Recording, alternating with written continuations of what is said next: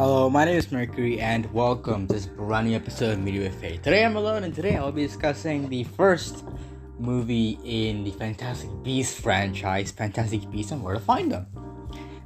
Now, for those of you who are listening to this on the compilations coming out tomorrow, this is hopefully this is coming out on 8 p.m. EST, May 12th.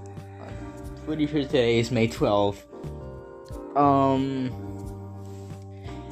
But for those of you who are gonna be listening to the compilation coming out tomorrow, 3 p.m. AST or May 13th at 3 p.m. AST. Yeah.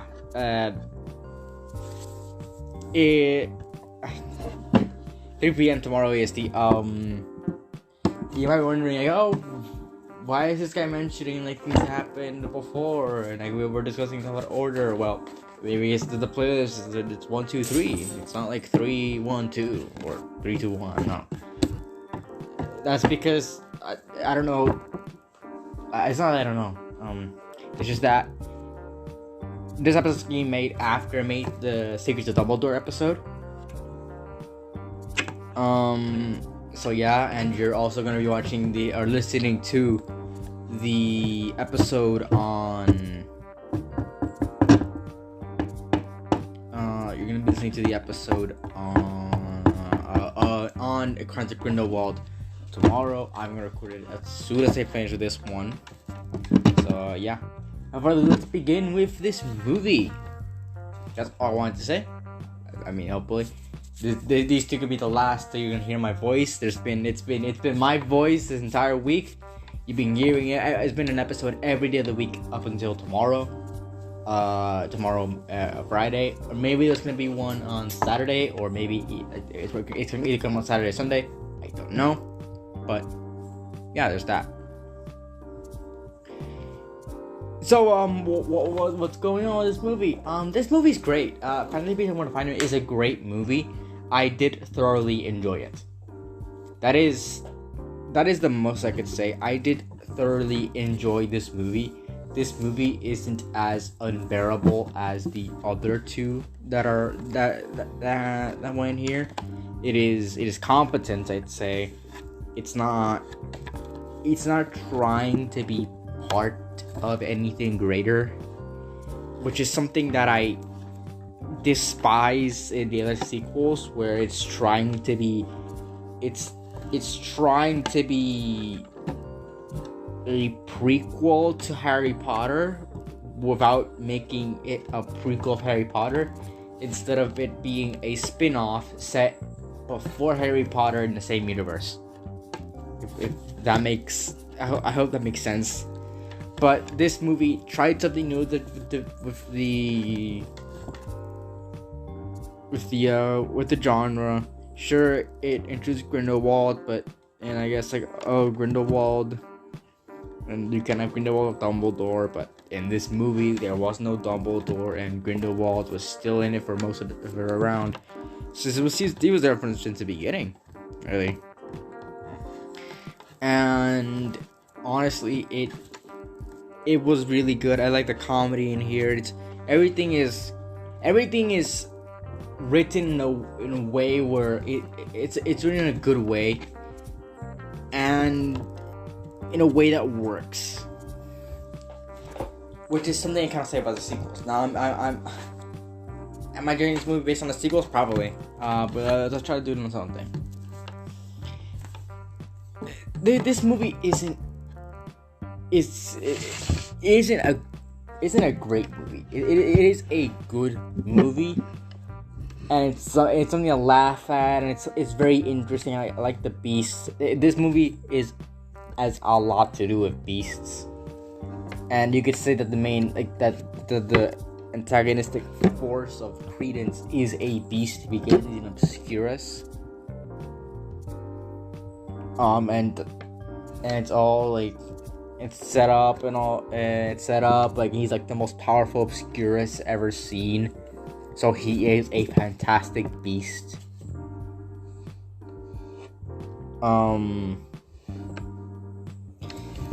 but yeah, that's a lot of the bees. Bees are interesting. They range from like cute to aggressive to cool looking. I like the characters. The story it's not mediocre. It's serviceable.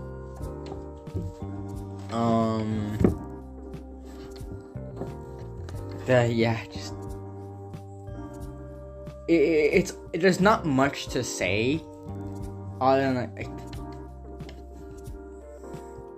there's not much to say. This might be a very short episode. I don't know how long this episode will be. I'm gonna guess over 10 minutes because that's what usually episodes are, or at least they're over 10 minutes usually. But yeah. Now it's 4 minutes. There's not much to say.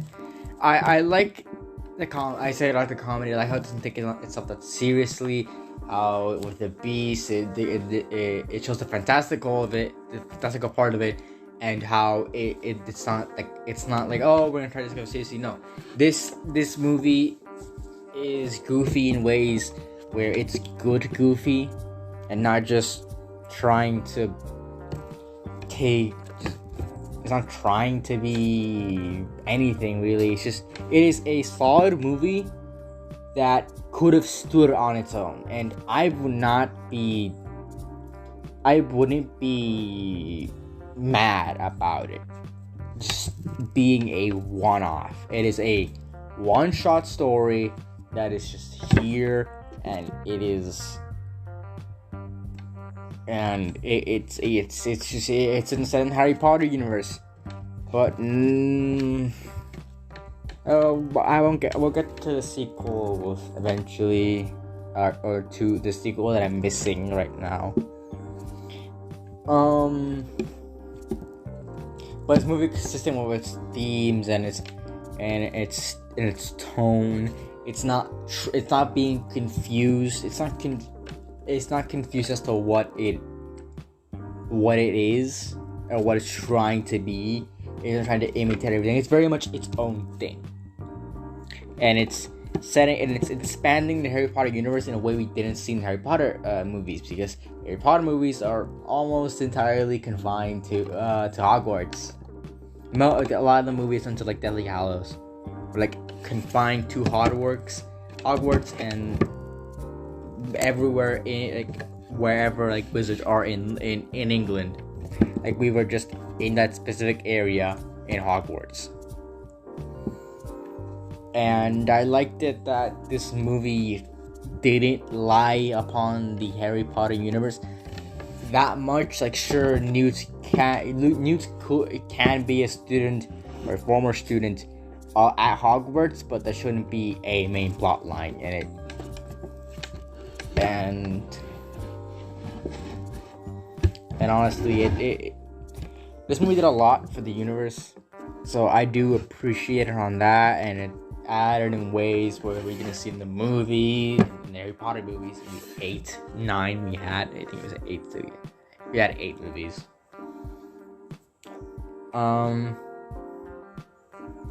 But yeah, it's a solid. I guess it is not much to say. It's a solid movie. The characters are fine. Newt is the same way as he always is. He hasn't really grown. He doesn't really grow much in here.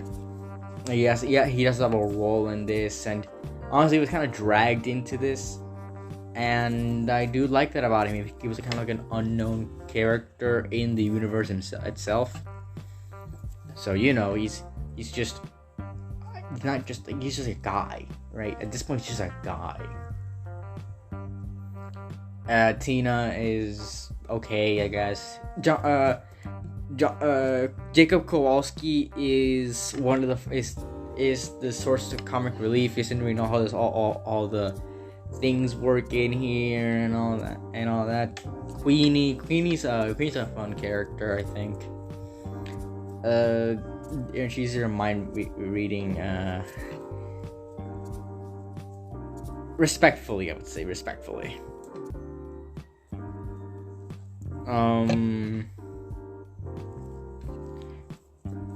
there's not much to really say. There's some plot lines here that feel like they don't go anywhere, but everything in this movie at the end of the movie does tie together in a nice little knot, and it's a resolution. It's everything it resolves itself. And honestly, there wasn't enough.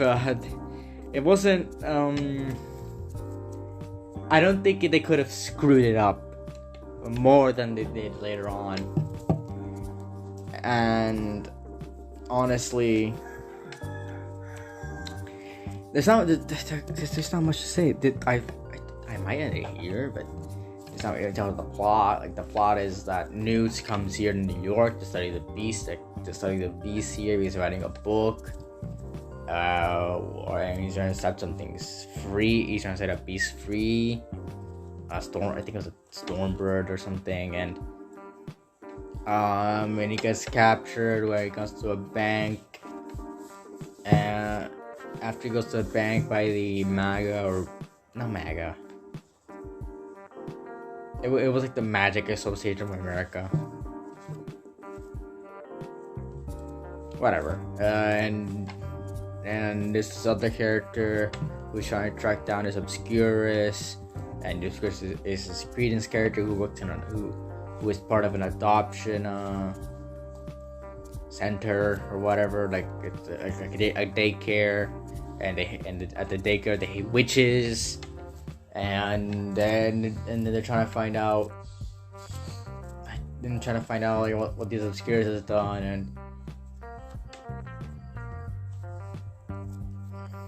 and all that. Like, I don't remember much. I saw it a few weeks ago, but I don't remember much. And at the end, they all gets captured again. He gets prosecuted for crimes he didn't commit.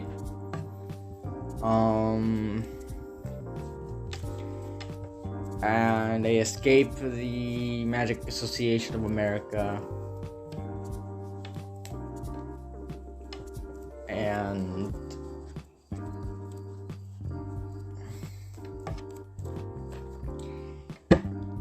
yeah, so then they go try to stop the Obscurus Credence, which is now released its power, and it receives power a bit with the movie. Just this character, like I said, trying to track him down, trying to get it, and he gets revealed to be Grindelwald later in the movie. And then in the big final battle, they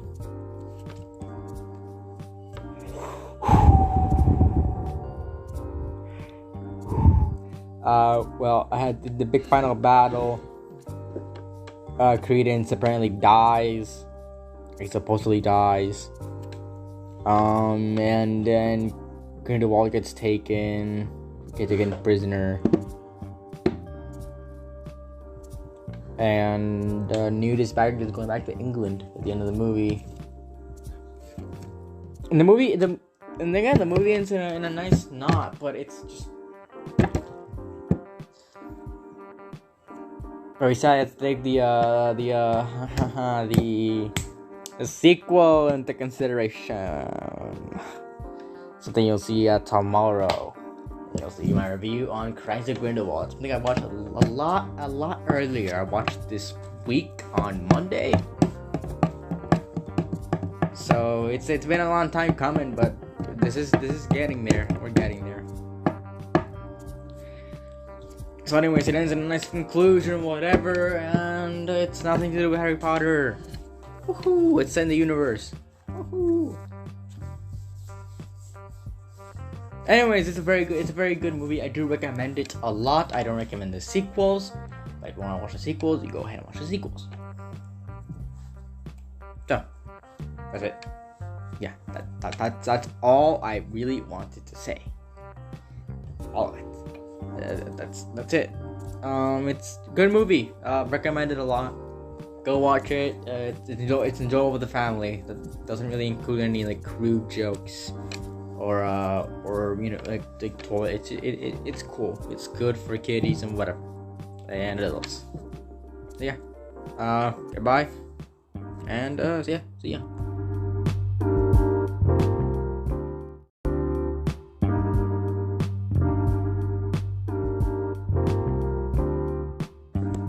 my name is Mercury, and welcome to this brand new episode of Media FA. Today I'm alone, and today I'll be discussing the final part of our Fantastic Beasts coverage, maybe? I am discussing the second Fantastic Beasts movie, The Crimes of Grindelwald. Now, I have a lot to say about this movie, but before I begin, is a lot more accurate. I'd like to say that, yep, this might be the end, even though in the playlist it's only a second, in the compilation it's only a second one. After Secrets of Dumbledore, they're trying to see if the Fantastic Beasts franchise is of any good to continue moving forward. So this might become the end of Fantastic Beasts. It's like not this movie, but Secrets of Dumbledore might be the end of the Fantastic Beasts franchise. And like I said in that episode, I liked how it ended. I liked how it wrapped up certain things, and sure, it left some things in the air, but it was a nice conclusion anyways.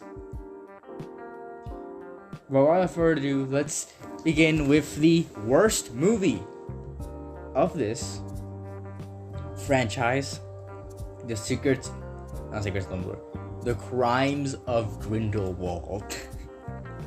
Now, I know there's been some contention by some other people that say that Secrets of Dumbledore is the worst one, but I can't see where they're coming from, but I disagree. Most of Secrets of Dumbledore's problems come from this movie. This movie is the catalyst for the Fantastic Beasts franchise is wrecking. It is done. So this movie, Fantastic Beasts, The Crimes of Grindelwald, is one of the worst movies I've ever seen. And that is close.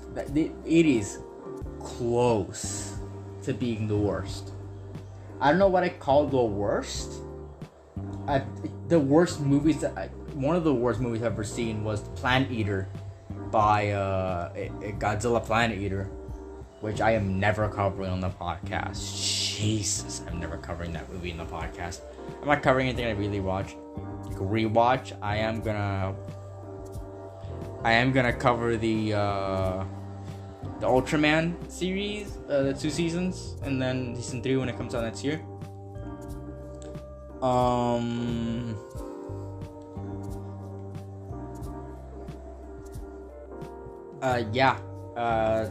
So that's all I want to consider. The Ultraman series episodes are coming. It's just that I have to rewatch season 1 because I haven't in a while, and I don't really have much. I'm gonna do it up.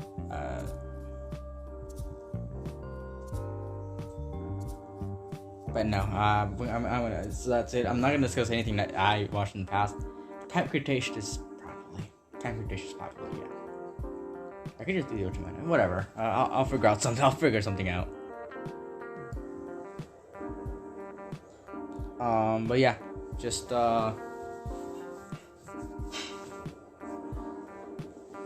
this movie. Let's start with in order. Let's not just go like what I said with the first movie, where it was just kind of jumbled and all over the place. Let's get a set foundation. Let's start with the plot. The plot is garbage. The story is garbage. So in the story, it continues from the second one, and Grindelwald escapes from his prison to be transferred to answer for his crimes in Europe. What? Why would it get transferred? There's no point. Most of the plot, it is pure coincidences. Like, the big final battle takes place in Paris, and it just so happens that every character in the movie is in Paris. Every character just so happens to be in Paris. Sure, it makes sense why certain things happen. And actually, no, it doesn't make any sense. This is guy. Okay, this is guy that is like a Yusuf Kama, and he has like a feather in his cap, and the feather is still on the ground where he left it, where the feather like fell or like around there. So it's what? How does that make any? The things in this movie make no sense. There are pure coincidences. Things in the plot don't make sense. Dumbledore is non-existent in this movie. There are many things that don't make any sense. It is bafflingly bad. And it takes place a few years after the first one. But in those few years, Newt went from things happened that they tell you happened, but it's like there's no correlation. That's the way we see. And it is. I'm surprised, like wholeheartedly. I am shocked. I am in disbelief that this movie was so bad. I'm gonna say this in order, but I'm gonna go a little bit out of order. At the end, it's about most of the movie. It can just like Credence trying to find out who he really is, and around the end, it's been like oh, the bow and whatever. This is our character called Lita the Strange, and then they find out around the mid of the movie that he is Corvus something, Corvus Lestrange. I'm pretty sure that's what he's called, Corvus Lestrange. And then they all come back in this big conclusion in Paris and whatever. They all find it so sad because they're obviously all there. They are in that sector in Paris. They are there. And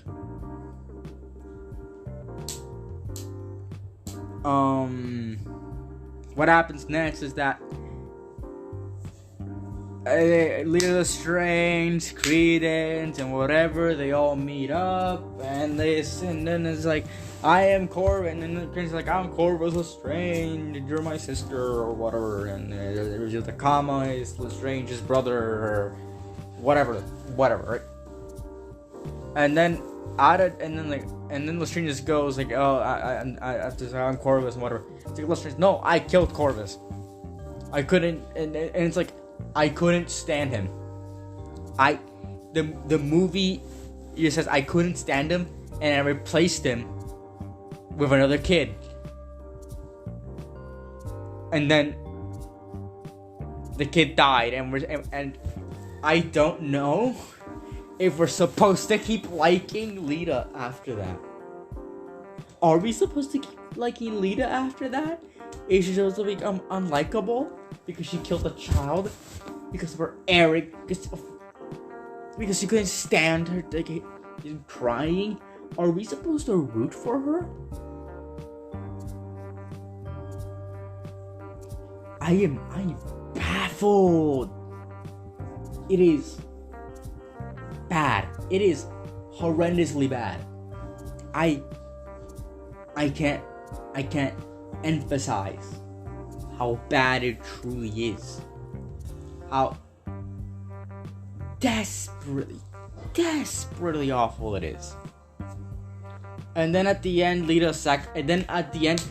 there's this big thing, and then Grindelwald, who's almost been non-existent for this entire movie, he goes, I see the future, and World War II is going to happen. Yep, there's gonna be World War II, and if we don't kill all of the Muggles, all of the nomads,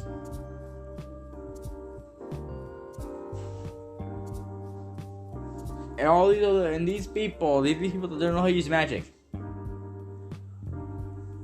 all wizards will die because of World War II. and there's gonna be things and all that. I was like, so his solution to fixing all of this is to kill humans before World War II starts. Yep, and then everyone is sent away. Like, World War II is gonna happen. Yep, and we can stop him if we kill humans. And that speech works. And Grindelwald does the bunch of people on his side, including Queenie.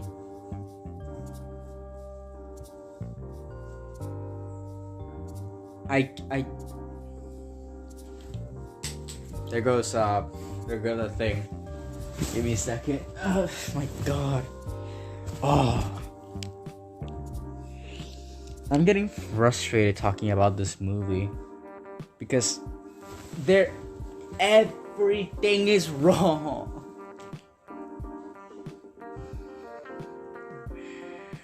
Everything is wrong. Everything is wrong. And then at the end, Grindelwald creates this big circle, and Lita just walks into it. Why does she walk into? Does she walk? I don't remember if she walked into it or not. She walks into it, and this is old guy. At the end, it's like 300, 400 years old, and he shows up for one scene, and then he says, "I have to go to battle. I have to go into battle," and then he goes, and he says he's 300 years old, like 400 years old because he's an alchemist, whatever. He goes and I kid you not. He goes and till the fight, he shows up in that one scene. Then in the final battle, and he tells like, I know how to fight these things, and then there's a bunch of like dragons made out of the blue fire that Grindelwald cast or whatever. Yeah, so he appears in the final battle and goes, "Let me fight him," or whatever. Like, put your wand to the ground and cast a spell, and everyone's like, "Well, this is gonna work," and they're gonna do it. And it works, and they win, and whatever. And then Grindelwald at the end grabs Credence and says, "You are not Corvus Lestrange. You are Aurelius Dumbledore." And a fucking phoenix appears. And in that big reveal, the movie ends.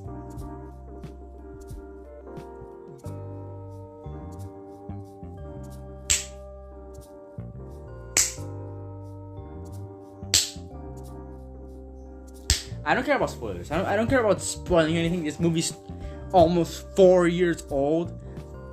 This is my second viewing of this movie, because in my first viewing, I was back when they released in cinemas. I was bored to death. I could not care less about this movie.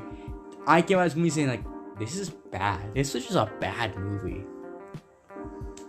When I was watching for a second time, I often saw myself looking at my phone, not really paying attention for like a few seconds or a few minutes,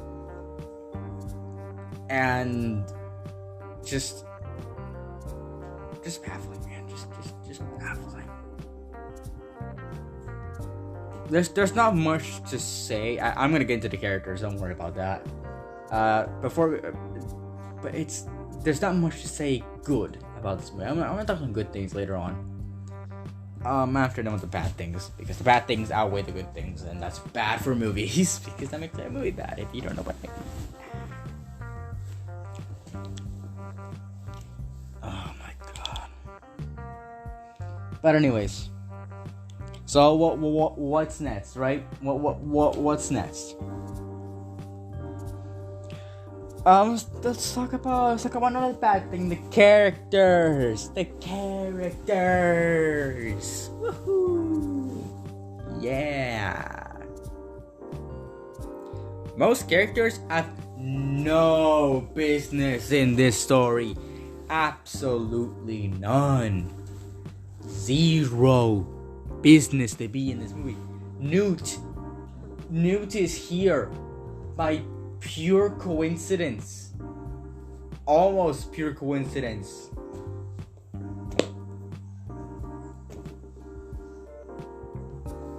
It's like they drag him in here. There's the brother. There's the brother. Like most characters, I'm gonna catch attention. Why is Tina here? Queenie was assassinated. Jacob's fine.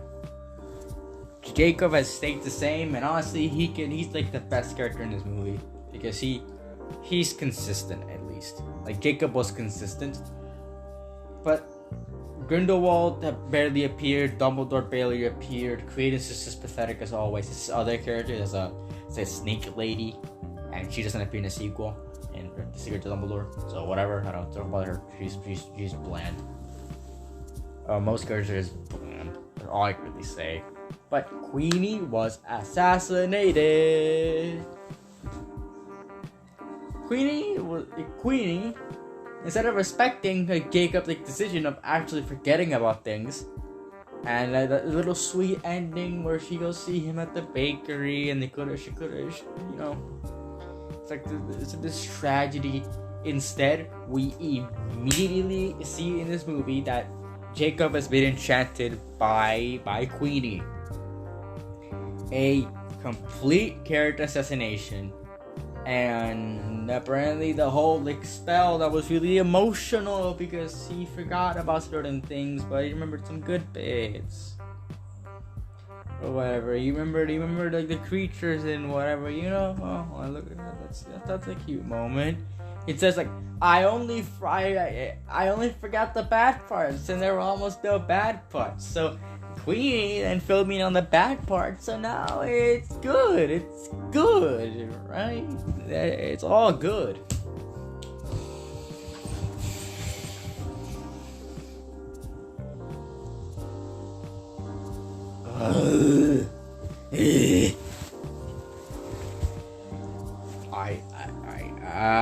That emotional scene in the first one was just, this movie could have been a lot more. And the main problem is the characters and the story. The story, they're both garbage. The story and the characters are both garbage. Specifically Queenie. And Queenie, at around the midpoint, she's just in Paris. She's just in Paris. I don't remember why. She's just in Paris. Alright, there's a card, but that's the only reason. Oh, she went to Paris.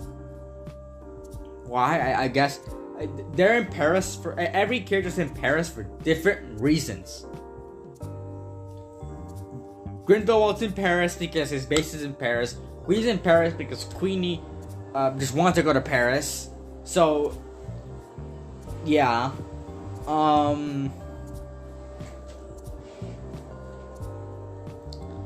Newt and Jacob are in Paris because they followed Queenie, or I don't think they followed Queenie, but they did something that went to Paris. Tina's in Paris. Tina's in Paris to investigate something. And the other characters are in Paris because they're in Paris. Because they have to be there for a story to continue. And it's weird just appear in Paris even though they're literally miles away. Dumbledore's. Newt's brother Theseus is in Paris for I think no reason. Yeah, it's just kind of there. I don't know why. And I couldn't get less of a shit.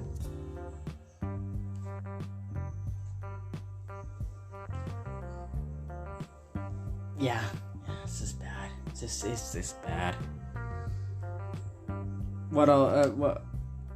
So Queenie is in Paris, and then she gets visited by someone. I don't remember what it was.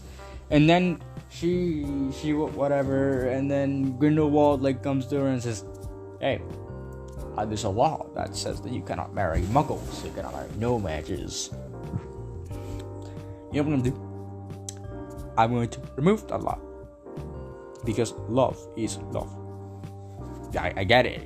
I get it. He's gay. Whatever, But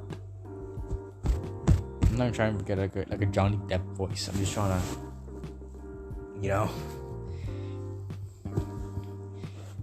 So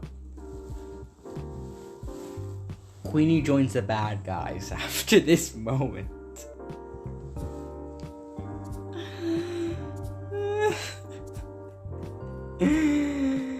Oh my, oh my, oh my, oh my, oh my, oh my. I love this. I'm kidding, this is the best movie of all time, right? Queenie joins the bad guys. And then even in the grand speech about Grindelwald wanting to kill the Muggles or whatever, she isn't even put off in the slightest, and she remains part of the bad guys until the third movie, where it's all good and glad, and the law is still in place because Grindelwald lost. So their marriage, Jacob and Queenie's marriage, is illegal.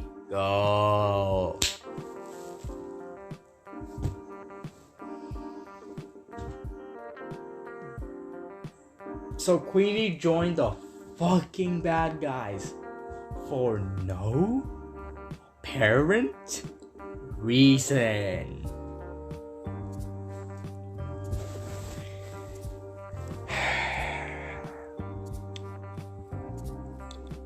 That's my main gripe. It's Queenie. Queenie's my main gripe.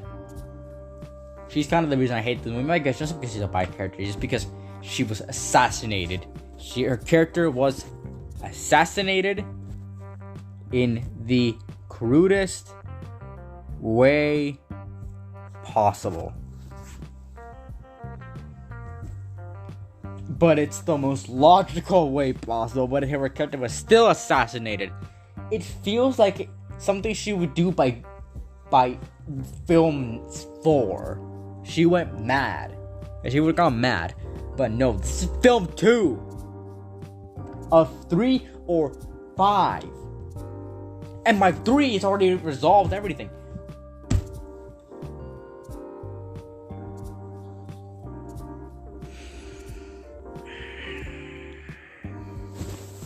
You know what? Let's talk about the good things. Let's finish off this episode in a good way, because the characters, finishing off the characters are just not. They're dumb, stupid, and bad. So let's talk about some good things. The special effects, they're nice. They look cool. They look well polished. They look realistic. I can see the artistry and all that. It looks good. It looks good.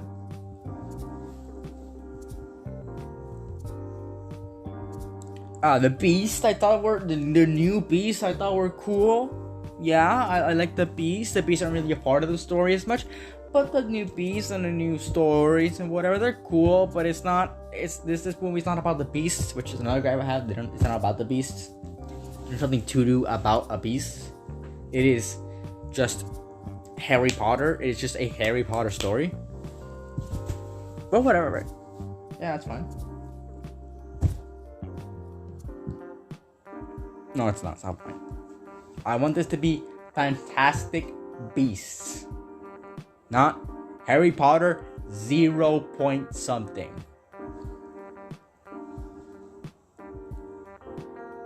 But anyways, to close this off, that is the only good things I have to say. Also, I don't know why. Also, I guess the runtime's solid, but you know, I don't care. Most movies are 2 hours and around the time, anyways. Also, just to add more pollen to the shit pile, this movie was absolutely fucking miserable to sit through. When that twist of that twist of Corvus or Credence not being Corvus, I had to get in my second viewing. I had to pause the movie and do something else, and then I came back. I was baffled by I was just done by that point. I still went on. But yeah, it feels longer than it is. And the second movie felt a lot shorter than it is. But yeah, that's it. So even I ended this movie this coverage in a bad term. But don't worry. If Fantastic Beasts 4 comes out, we'll be there. Hopefully it doesn't. Hopefully it gets better after 3. If it's gonna be a 4. Anyways, yeah, that's it. Goodbye, and see ya.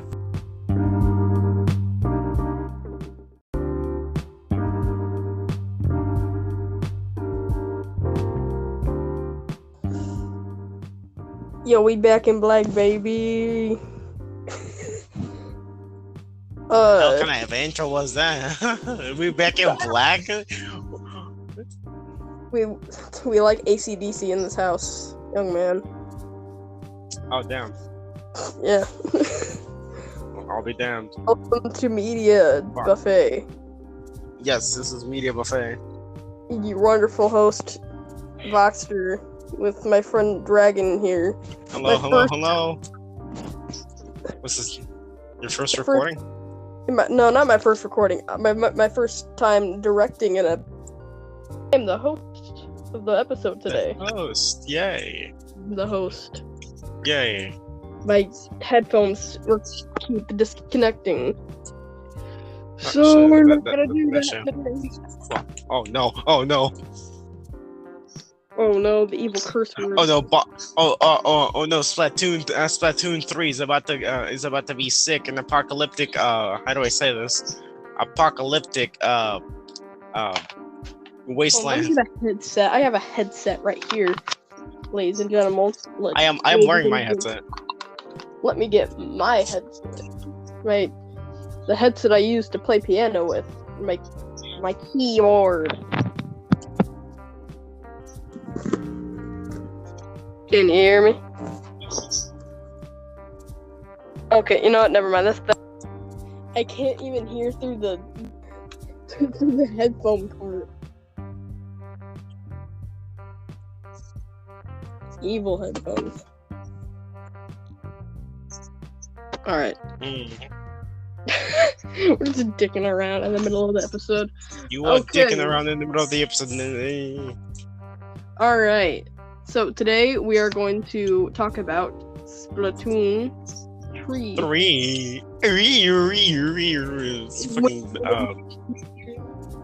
Reverb sounds. Echo effect. Old YouTube presentation music. But yeah. So let's get right into the meat of it. What's your biggest hope for Splatoon 3? Biggest hope being able to play both Arcling and Inkling at the same time. At the same time? What do you like a mix of the species? No. Wait, no. Yes, mixed species. Why not? It's apocalyptic bullshit. So, why the fuck not? Interbreeding. Well, my biggest hope was that the Clash Blaster wouldn't come back, but every main weapon from Splatoon 1 or 2 is coming back. Of course. Which means Clash Blaster, which means I'm still gonna get the game, but I'm gonna be mildly disappointed. Mildly infuriated. Yes, mildly.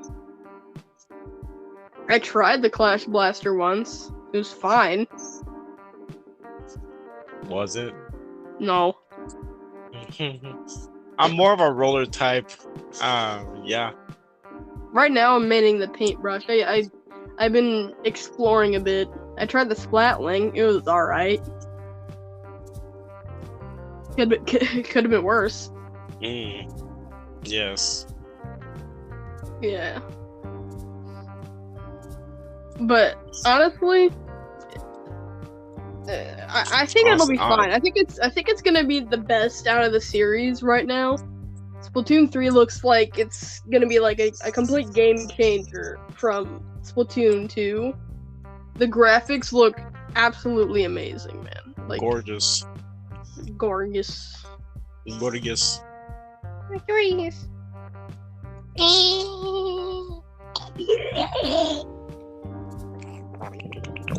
What the hell are we doing? All right.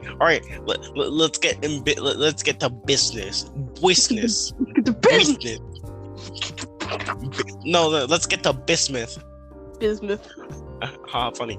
The weapons, the new bow that's coming out. They've already released gameplay of it. Yeah, I remember. Beautiful.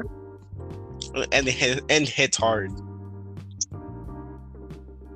the release date trailer. It was early in the morning, in second hour in high school. Earlier this month, it was awesome.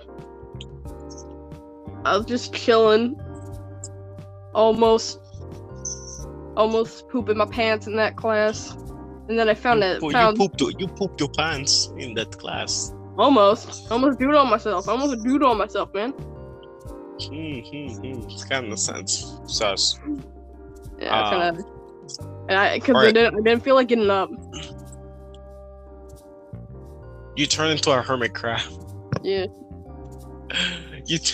No, I'm fucking mad serious. Overwatch. You turn into a fucking hermit crab, or like at least a mech crab that blows up.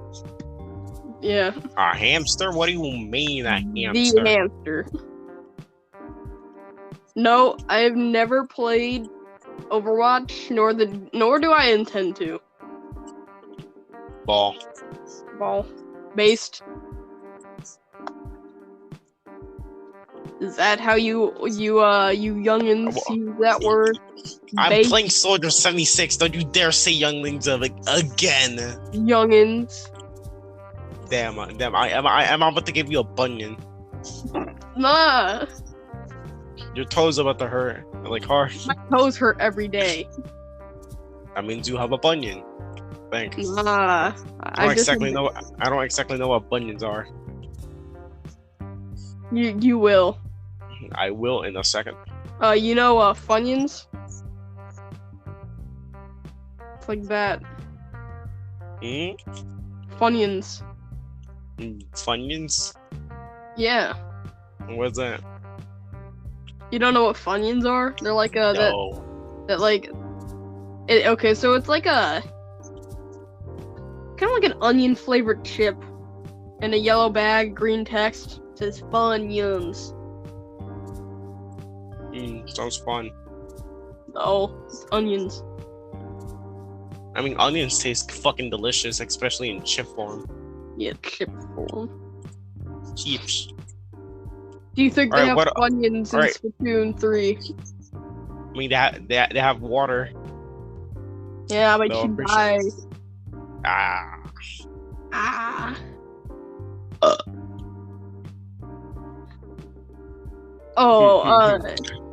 Alright. Salmon Moon. Salmon Moon? Yeah, Oh yeah, Salmon Run. The already old game mode, but it's like it's being refurnished. Yeah, I was a little disappointed when I learned that Salmon Run was gonna be in there, because considering you have the little buddy, is it? I don't really get it, because it's not used for turf war. I mean, I know it's like part of the story mode, but I don't understand why Salmon Run is still shit. I mean, yeah, I think of it as like I'm gonna say yes and think of it as a new currency. Yeah. Yeah, like fuck. But I stutter a lot. I stutter a lot. Give me a second. Let me think.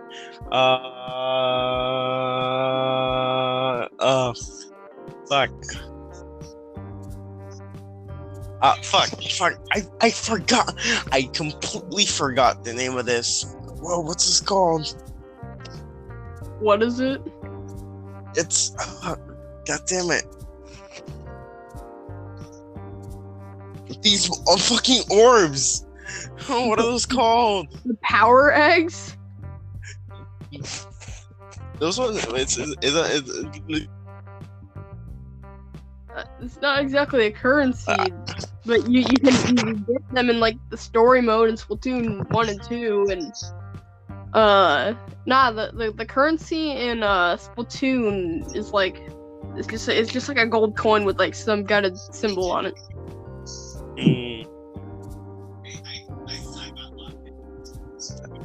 That sounds cool. Mm. All right. All right, let's talk about.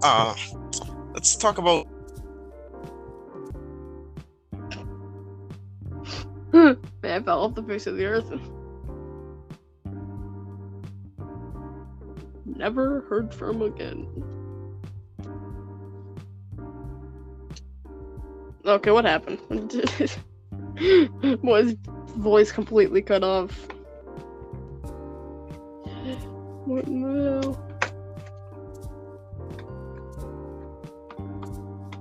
Hey yo! Dang! Man, completely cut off.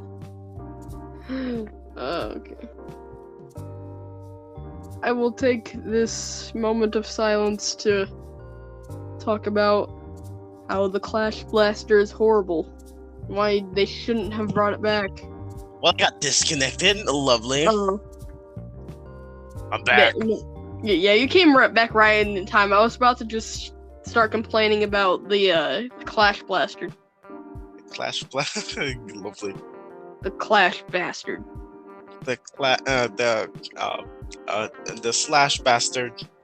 The trash ringing, the slash ringing. I am a roller type dude. I do not care what you say. I love rolling around at the speed of sound. Ringing slasher.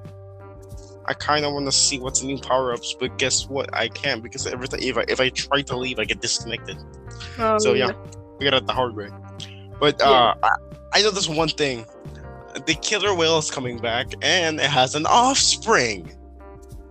Yeah, it has like 5 other things. It's like 5 other killer whales on it. It's like they're like mini killer whales.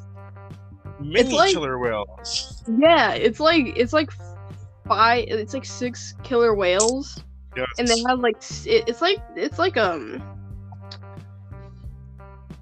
mixture between the killer whale and the stingray from Splatoon 2.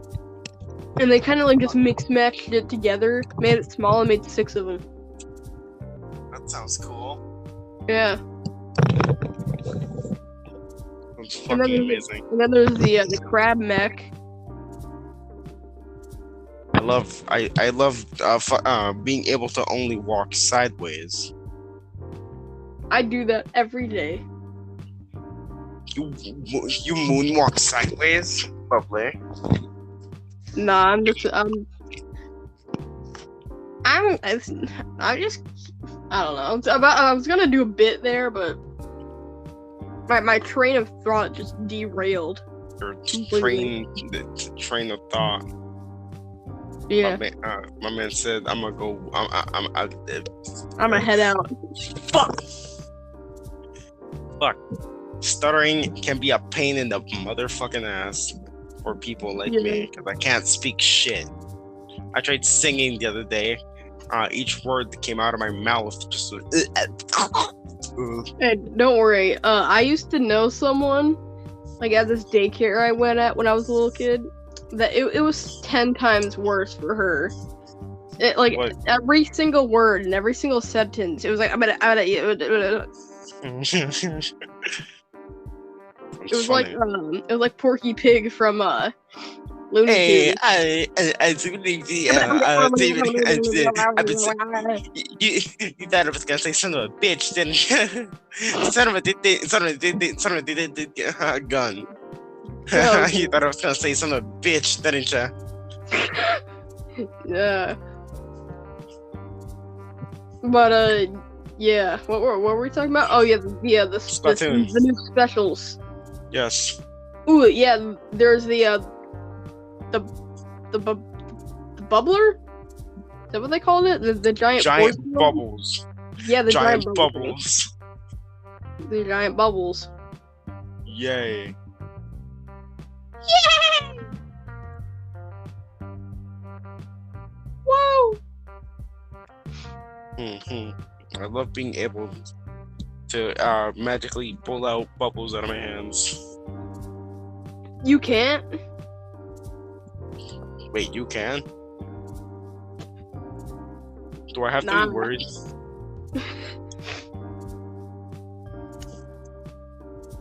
There's also the vacuum side, or not side, the vacuum special. Vacuum. The vacuum. The vacuum. It can suck your insides dry. Hey, yo, save that for later. What you mean for later? I ain't doing shit to you. Nah. I ain't doing shit to you. Nah, man. I'm pulling up my. You come near me. I'm pulling up my Colt 1911, shooting you immediately on sight. I don't care who you are. If you're the president of the of the country or not. Man, shut your business.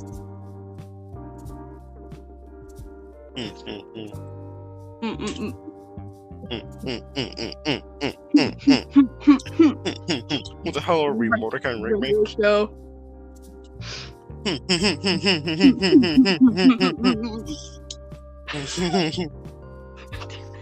Love it. Oh my god, dude. I'm fucking losing my mind. The last time I recorded a fucking show, we ended up talking about fucking Pokemon for half an hour straight, and it was the funniest shit ever. Also, by the way, do you want to know what's our first Pokemon in the Pokedex? Oh yeah, wasn't it like Rhyperior? No, it's fucking Bulbasaur. Oh, no way. Bulbasaur. Yeah. Can do really good impressions, by the way. I wanna be the very best. I know I'm going to get you. Oh shit. The trade with my cars.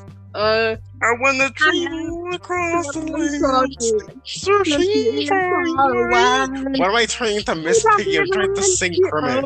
The power to inside Pokemon.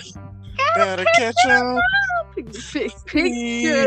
It's you and me. I know it's my best friend, Pokemon. No, you're my best friend. In the world, we must save. Pokemon, gotta catch up. It's you and me. I know it's my best friend. Pokemon, oh, you're my best friend. You teach me, I'll teach you. Pokemon, gotta catch them all, Pokemon. Yeah. Weren't we talking about Splatoon 3? Yeah. Why did we switch themes? I love it. They should make a Splatoon anime. Okay, honestly, yeah, I would watch that. I would. Honestly, I'd buy it. You would buy the anime I would buy it. if it was on sale. Yeah. Just the anime, not even a disc. Just I'd buy the anime.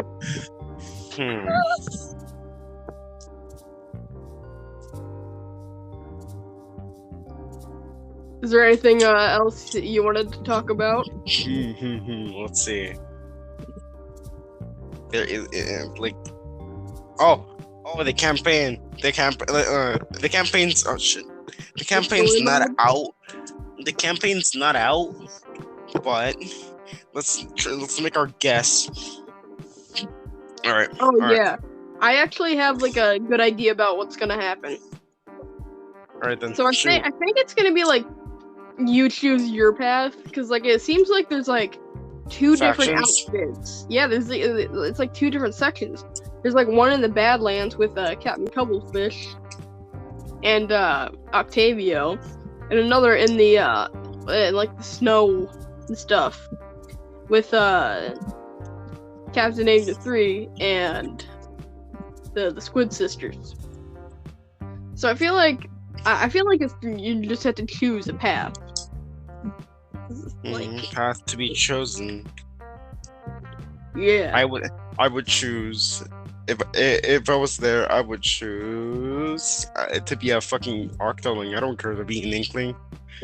Fucking Octavio all the way, bitch. Yeah, I think I'd choose an Inkling. I like the new Inkling hairstyle, but I don't know, man. I might jump around. Might go back and forth. But just do both. Yeah. It's kind of funny. But yeah. But yes. Yeah, the campaign looks fun. The story mode. But yeah.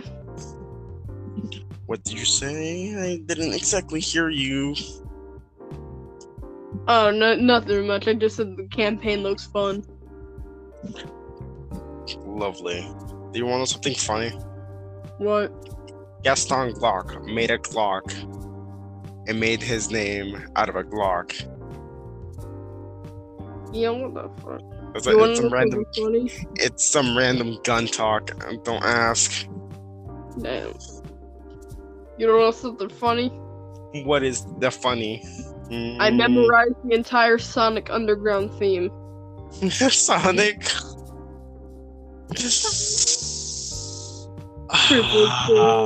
From the waves and see ones of a deadly fate.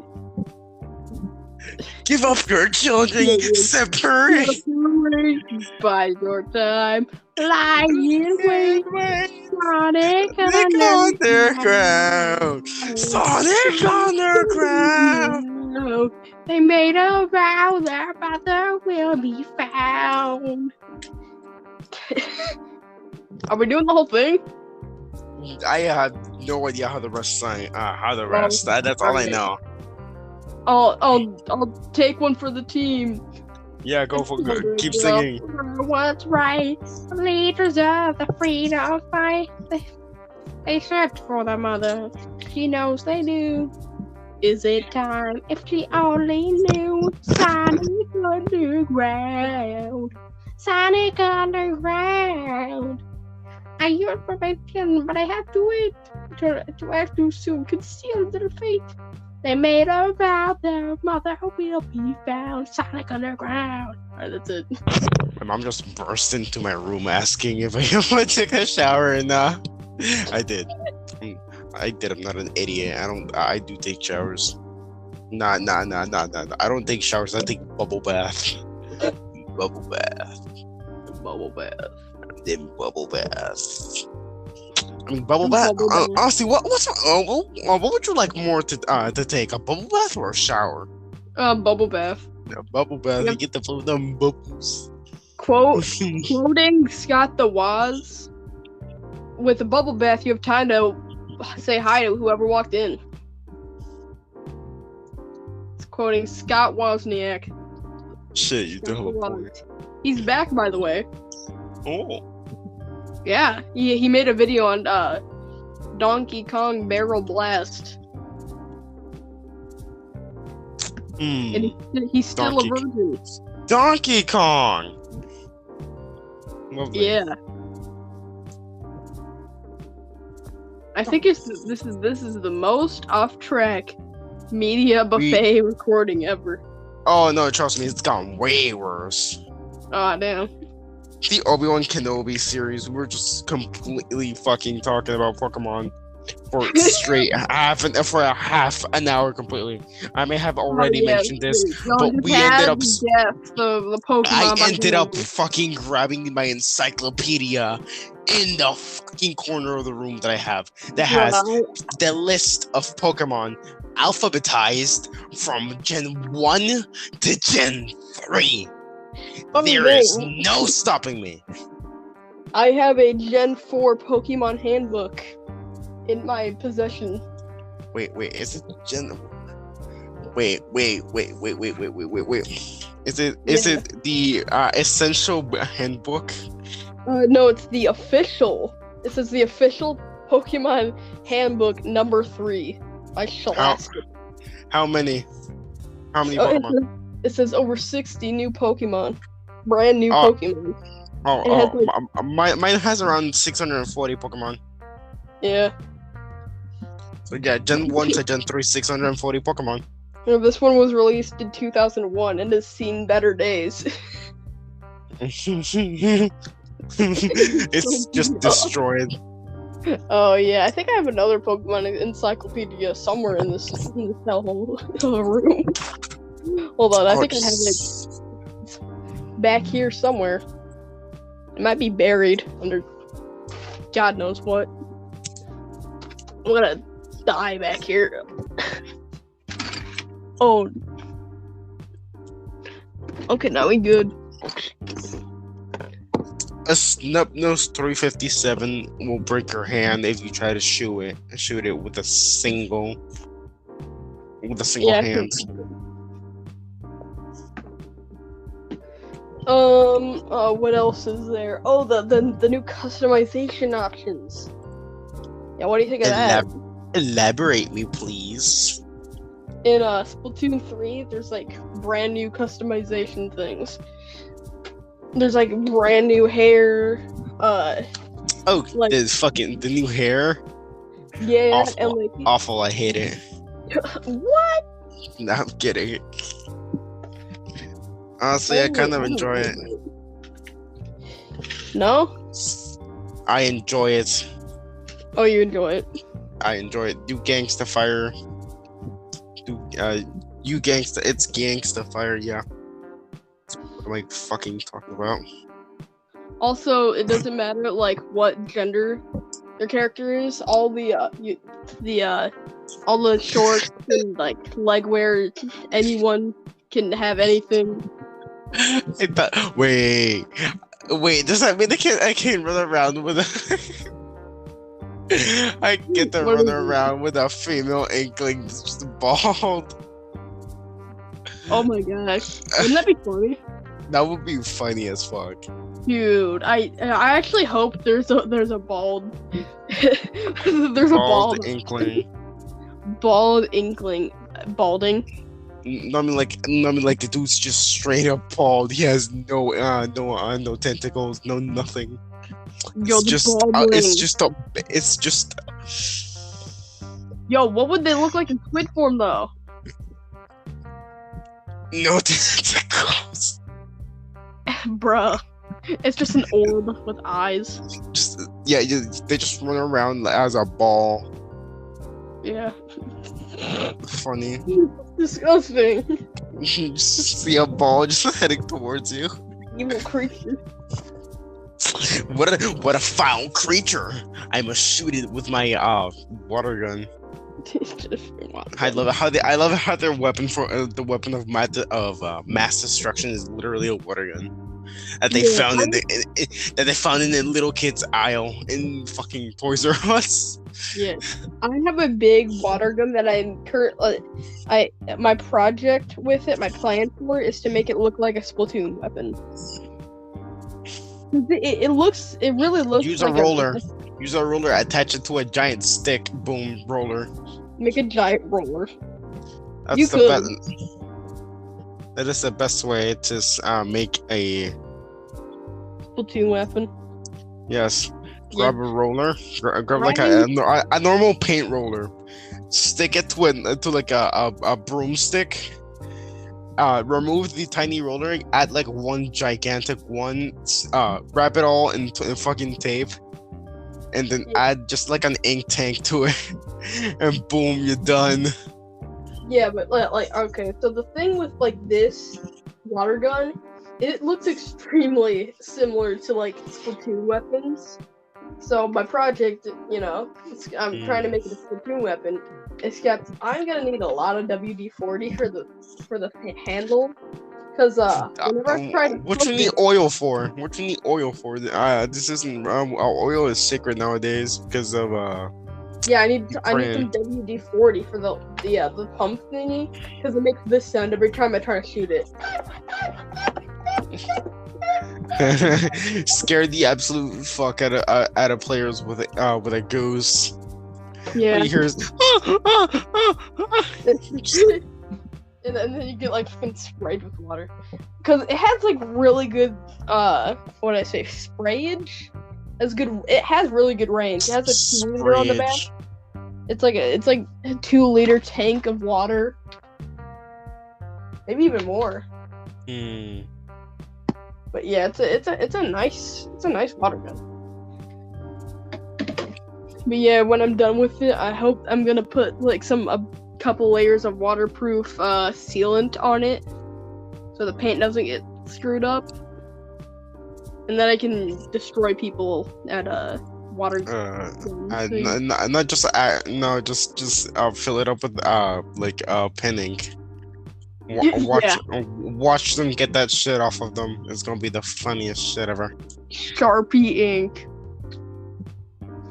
No, that's just asking for someone. that's just asking for somebody to get slapped. Oh, you're prosecuted.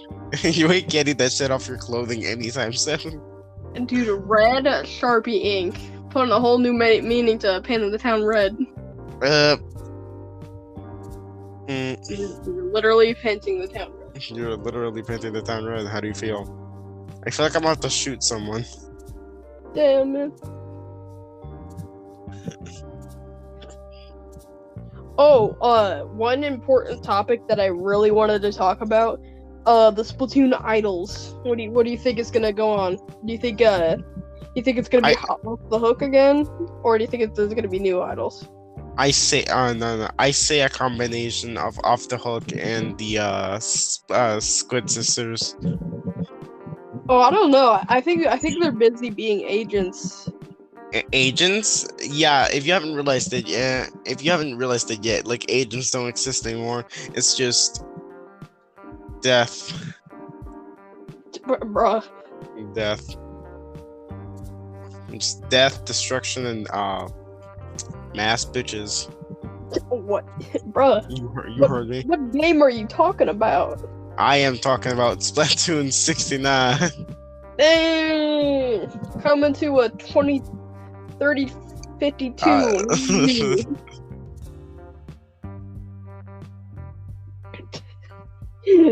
Oh my god. Can't believe 2092 will be a year. Honestly, I doubt. Okay, our sun has around like 1 point something years left, so luckily we won't be, yeah, for its lifetime. Left. For its lifetime, we won't be around to witness that fate. Oh, but yeah, our extra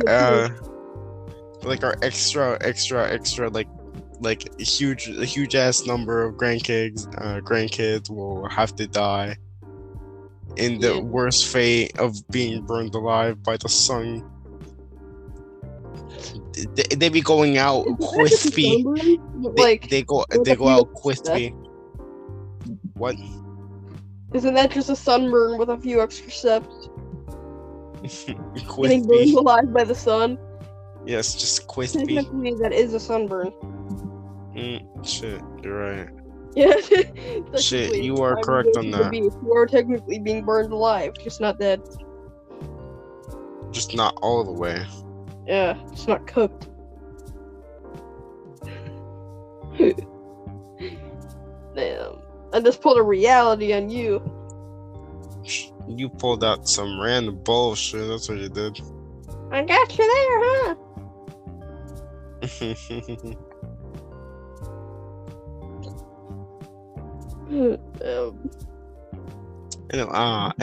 Are we done?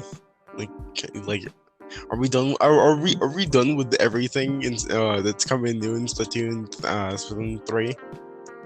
Sounds like. Yeah, I think so. Yeah. There's not a lot yet. I really hope there's gonna be a direct soon. Dude, wouldn't it be hilarious if they announced a direct tonight and we already made this video? It would be depressing. It would be horrible. Then we'd have to make a whole new episode covering everything. Yes, covering everything new that's coming out. That would be pain, but with extra steps. Yeah. Anyways, yes, that's all for tonight, folks. I shall see y'all in the next recording that I do. I'm kidding. Smell you later. Later, skater. Later, skaters. Later, skaters.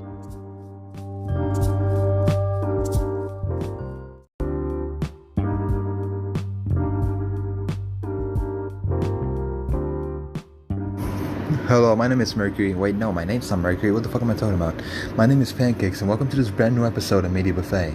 Today, I'll be taking it solo to talk about one of the latest animated films that hit theaters on April. Today, we're talking about the animated film Bad Guys, and which was released by DreamWorks Animation and Universal Pictures. Now, what I want to talk about this movie, obviously there are going to be spoilers, so if you haven't watched the movie, then I suggest you stop listening to this episode, because I really liked The Bad Guys in the sense that I was looking forward to this kind of animation. I don't know where to put my finger on it. Like, I've seen it before somewhere, but I don't know where else I've seen it. I think it's the Captain Underpants movie, and if not that, probably the Peanuts movie, or the Spider-Verse movie, Mitchell the Machines, which I didn't see, by the way, and other Pixar related, and other films such as Pixar films. But yeah, moving on from that, there are numerous things I want to talk about this movie, and one of those things is the fact that I could find nothing wrong with this movie. This movie is absolutely perfect in every single fucking way. At least in my opinion, because the movie itself is about a bunch of bad guys, evidently, who have spent their entire adult lives, presumably, making heists and stealing some valuable stuff. And the movie opens with them stealing a summable amount of value. I don't remember what it was, but yeah. And afterwards,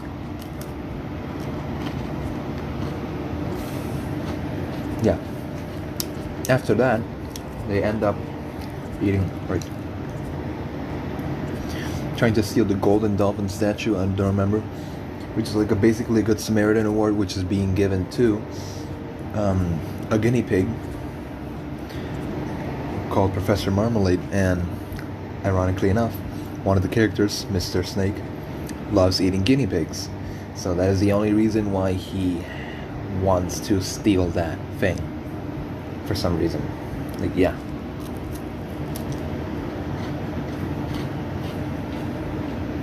Basically, the context here is that as soon as they are stealing the first thing in the movie, I don't remember what it was, whilst they are doing what they need to do,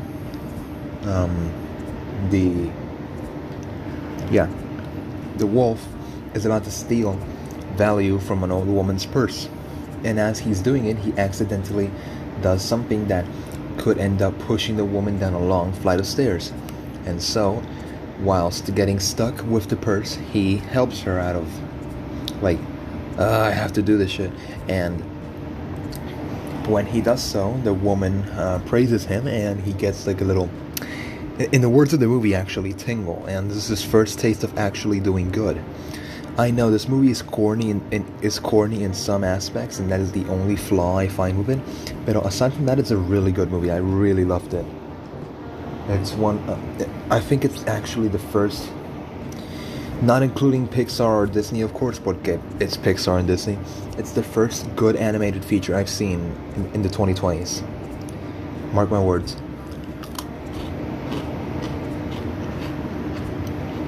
But yeah. Basically, here's the thing.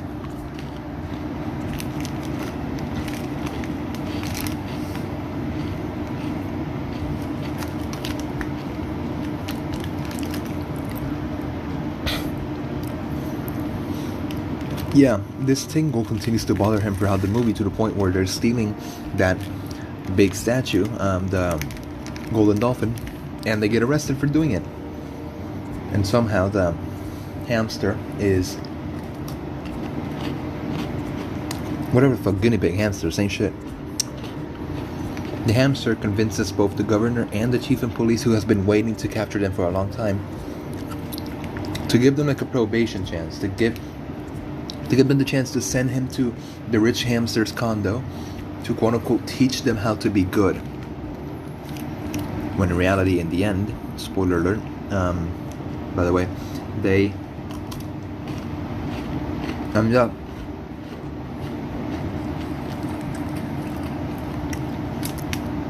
The wolf doesn't trust the good tingle thing, but leaves it in the back of his mind, to the point where they plan on stealing the dolphin statue again at the ceremony, like when the gala ceremony fundraiser shit of the hamster. And when they actually plan on doing it, the wolf doesn't go along with the plan out of hesitation. And then, like, the little there's like the whole thing about the story is that, okay, the story is based on evidently a city that is based on Los Angeles. I don't know if it's called Los Angeles in the film, but yeah, it's based heavily on Los Angeles. I recognized it the moment they went into their secret base for the first time, because those water, like, drainage tunnel thingies, like those dugout rivers, passageways things, I've seen those before because I've driven along those passageways millions of times with GTA Online. So yeah, I knew that was Los Angeles with the instant I saw them. So yeah, what addiction gets you, huh? Moving on. Yeah, that kind of thing does happen with certain scenes, but overall, after that happens, yeah, when they're at the gala shit and they don't go along with the plan, the lights still go out somehow. And you know the meteor that struck the city, but then it was in the shape of a heart, and then the rich guy took it and used it as a symbol of love, and then everyone loved him and like shit and stuff like that. Yeah, that aspect of the story doesn't make a lot of sense, but yeah, that crater ends up being stolen. And then when you find out who it is, like, they frame the bad guys for it, even though they didn't move a fucking inch while doing it. Worthy of note. Worthy of note. And then they frame them for doing it and send them to be arrested again. And the hamster somehow again convinces both the chief of police and the governor to. And the governor not so much, because she's like sus with the whole thing. Pero yeah.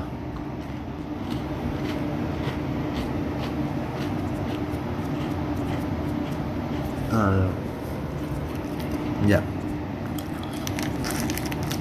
I was not expecting this at all. It is revealed that the hamster is a twist villain, and that he planned on stealing the meteor to use it as an energy source for like a bunch of hamsters which he freed and shit. And oh yeah, I forgot to mention, while they were in this whole turning them good thing, while the bad guys were with the hamster, while the bad guys were with the hamster, they freed a bunch of hamsters from an animal testing lab. I'm guessing that's why PETA didn't attack this movie for the use of animals. But yeah, basically after this, they shamed the bad guys for it, but they got off like barely, and like they were on thin ice. And after that, they were on thinner ice actually. With the chance they were given, they were on thin ice, then they were on thinner ice. But yeah, after that happened, that was what the hamster wanted to do, because the meteor turned out to have a bunch of energy inside it, and he wanted to use it as an energy source for hamsters, like for a bunch of guinea pigs, to basically rule over the city, I guess. Pero yeah.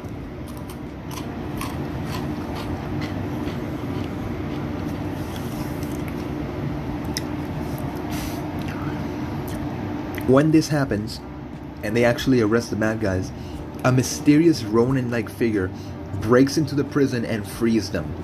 And who is this person? The governor. Yeah, Deanne Foxington, or Diana Sorrento in Spanish, whatever the hell. She is known as a very famous thief, which is mentioned earlier in the movie, called the Crimson Paw, who stole many more things than the actual bad guys and was never caught. And That's part of the reason why they tried to steal the golden dolphin, because no one had been able to steal it, and it's been attempted multiple times. The Crimson's Paw was included, but she didn't steal it, but not because she couldn't, because she had it in her hands, but she described it in the story that she like hesitated and like saw, like basically reminisced about her life and just returned the dolphin and was never caught, as always. Pero yeah.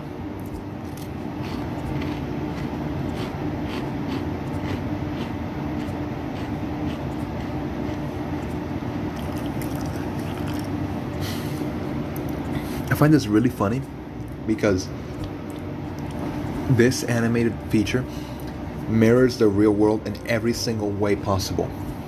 In the fact that a person with a questionable history, I'm not going to say criminal history because not every politician has a criminal history for now. A person with a questionable history made it to a position of power.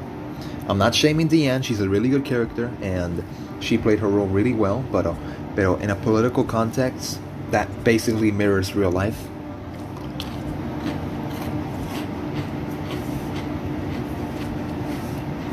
Diane, same shit. But yeah.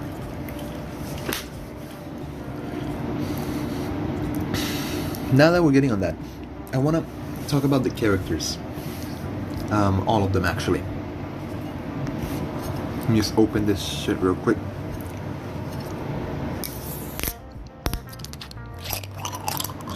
So yeah, first up I want to talk about Mr. and they're all called Mr. or Miss. First up I want to talk about Mr. Wolf, the main character, or one of them.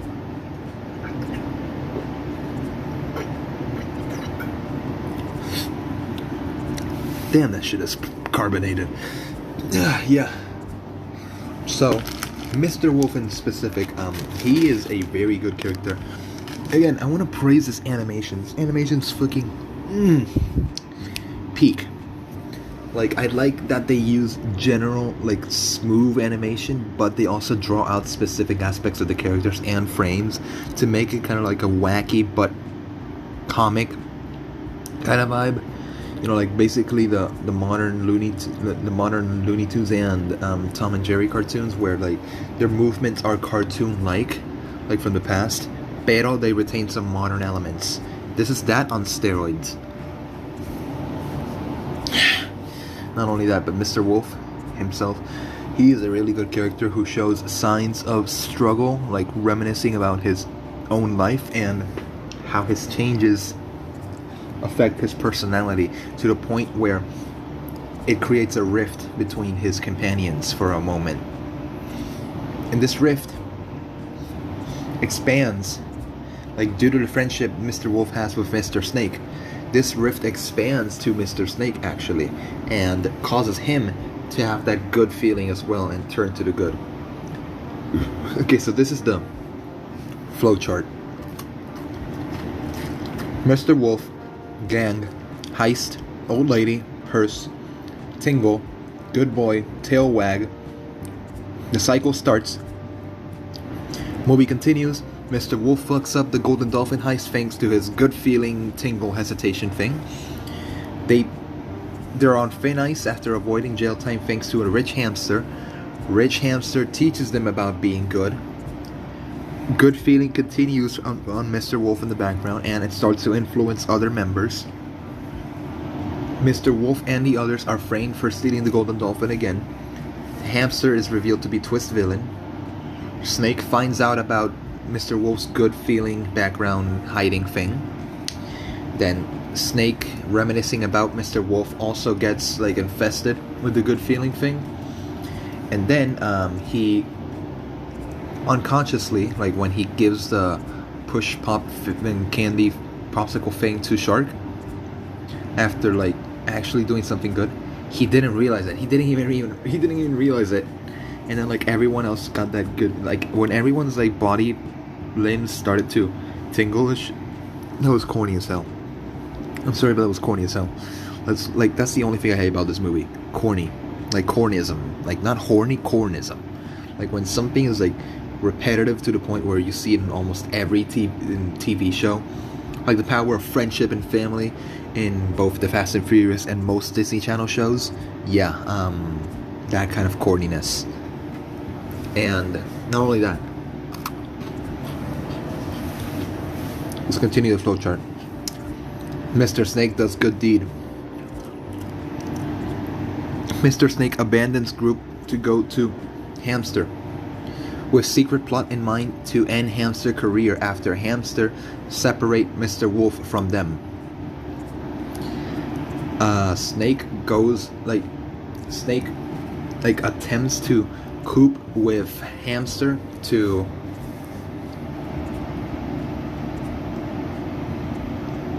do something, like to carry out his energy plan. And when they do this, Wolf reunites with others and they try and stop Snake and Hamster. It is then revealed that after they somehow, like, Snake is sacrificed by Hamster, Wolf saves Snake, and then Hamster thinks that he, like, got away with the meteor. But then the meteor is revealed to be a lamp, because Snake swindled, like, finessed the Hamster, because he actually left the meteor in the base, because they thought that the meteor had to be within a certain range of the Hamster's and mind control device, but it actually wasn't. He just drove the Hamster into thinking this, so that he could keep the actual meteor whilst they were distracted by something else. I don't remember what was it. Actually, yeah, they reveal the guys on. They reveal the fact that they took the meteor from the base on purpose. The meteor being the lamp, not the actual meteor. So the Hamster thinks they took the meteor, so that he goes after them, and he can leave the real meteor in the base, to the point where the whole chase sequence happens. And then, after Snake reveals what he actually did, he just snaps his fingers, and conveniently the thing explodes in the Hamster's base, revealing A, his plans, B, what he stole, and Snake actually double-crossed the Hamster, because in the same way that the Hamster framed the entire group for stealing the golden dolphin, the second time, not the first time, because then they actually did try to steal it. The golden dolphin was already, like, in the Hamster's hands. Hamster framed them for stealing the meteor at the gala. In the same way that the Hamster framed them for stealing the meteor at the gala, Snake got his revenge and double-crossed him and framed him for stealing A, the meteor, B, a diamond which was originally stolen by Deanne or the Crimson Paw, and C, something else that I don't remember. And yeah, they framed him for being the Crimson Paw, and they sent him to prison for a very long time, and, like, as a petty revenge to what he did to them. And yeah, that is one of the main traits of both Mr. Wolf and Mr. Snake. Their on and off friendship, where they're, like, to the point where they basically betray each other, but not really, because they, like, make it up to each other afterwards, to the point where it all works out in the end somehow, with this chaotic style of narrative, literally because of heists and shit.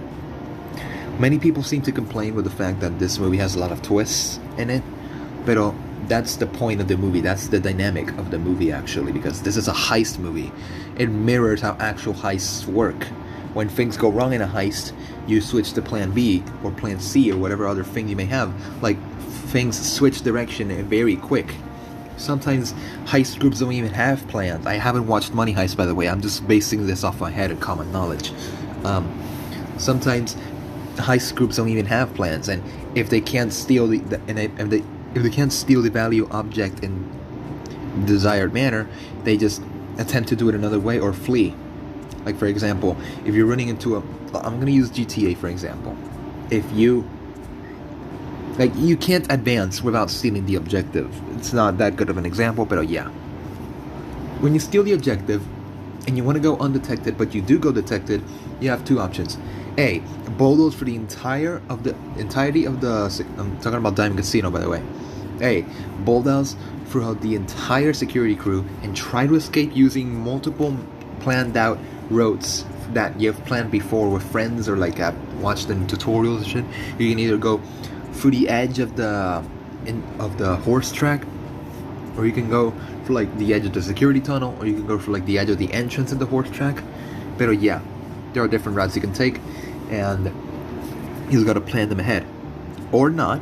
You can just wing it and hope that it works, which is a mix of both. Is what happened in this movie, actually, and yeah, that is the dynamic of it, and I don't see why people have a problem with it.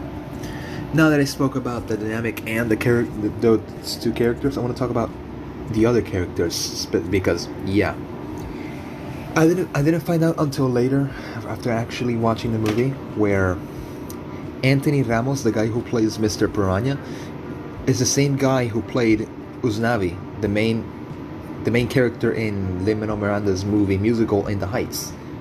And I think that's good, because you know that one music scene they have at the gala, it's really wholesome in all aspects, because you actually see the first close interactions in between Diane and Mr.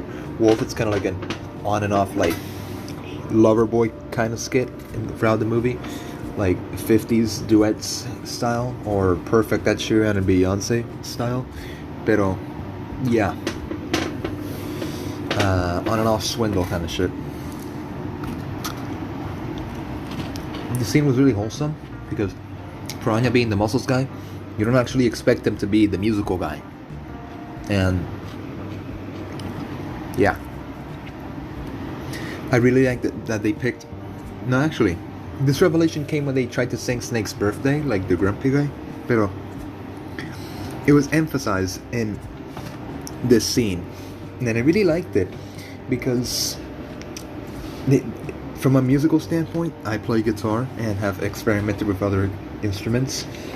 It was actually a really good song, even though they didn't animate the drums correctly. Like, it was actually a really good song, and really good voice acting by Anthony Ramos. I praise him for such, and I hope that they can implement these kinds of like semi-celebrity castings in the future, where they don't cast people just for being celebrities, LeBron James and Smallfoot, but for the actual voice talent that can be embedded into other abilities or things, such as Anthony Ramos's music skills being implemented into Mr. Piranha's character in this movie. I really liked that, and I hope that more animated features do it in the future, not just for the sake of profit. LeBron James and Smallfoot.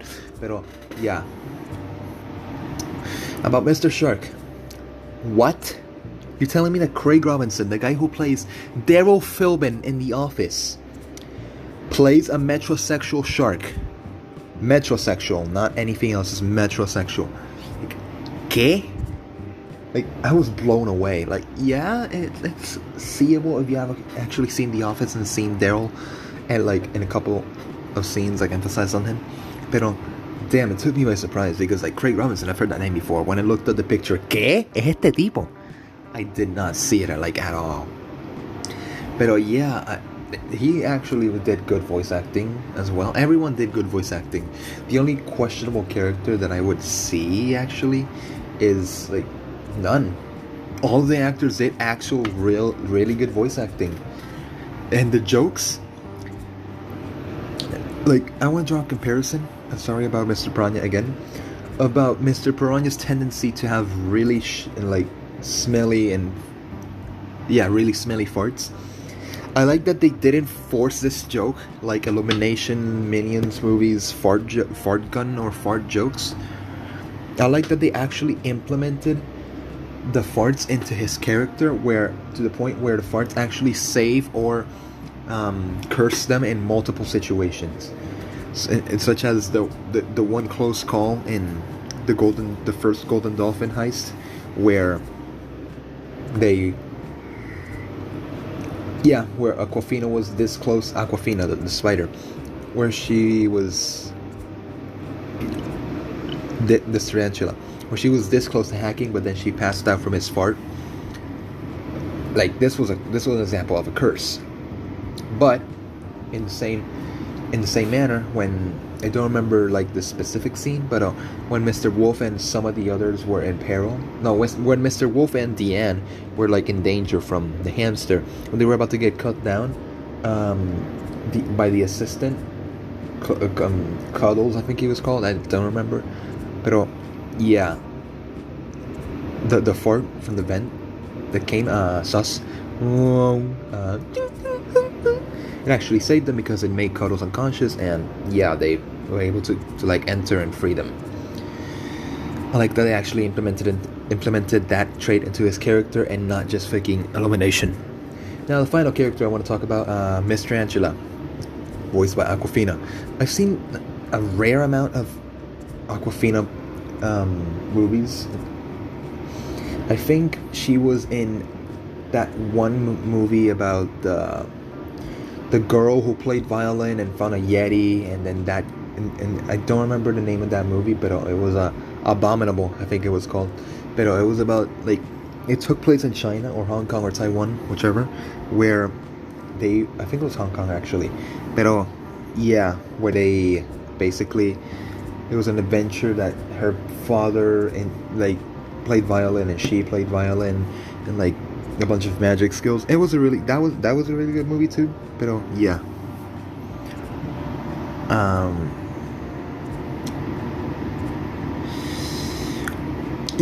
That movie, I think she was in that movie. I think she was in Raya the Last Dragon too. She was also in Shang-Chi, or Shang-Chi. Yeah, she was in Shang-Chi in playing the role of Sean's bestie, and yeah. This is another one of her roles. Again, she did a very good job in this one. She implemented the jokes into the movie. She didn't just force them, and yeah, she did an amazing job, just as all the other characters. Overall, I'd say that my favorite character has to be Deanne, the Major. Not because she is an anthropomorphic character or anything, but because of her smoothness. Like the way that she swindled Mr. Wolf in multiple occasions, and then she was revealed to be like a twist secondary character. Yeah, I really liked that aspect. I really did. If I had to say the main character, like my favorite character of the main cast, it'd have to be Mr. Piranha. I'm sorry. His jokes, his multiple really greatly implemented character traits, along with the fact that he's Latino, like easy W for me. But overall, all of these praises and comments are part of what made this movie a great one, and I hope that if not a win, it at least gets an Oscar nomination. That is all for today, folks, and I will see you in the next one. Goodbye.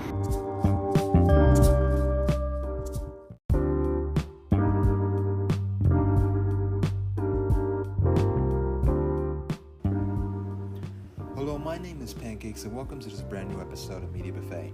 Today I am joined by nobody, as some unfortunate circumstances have brought it upon.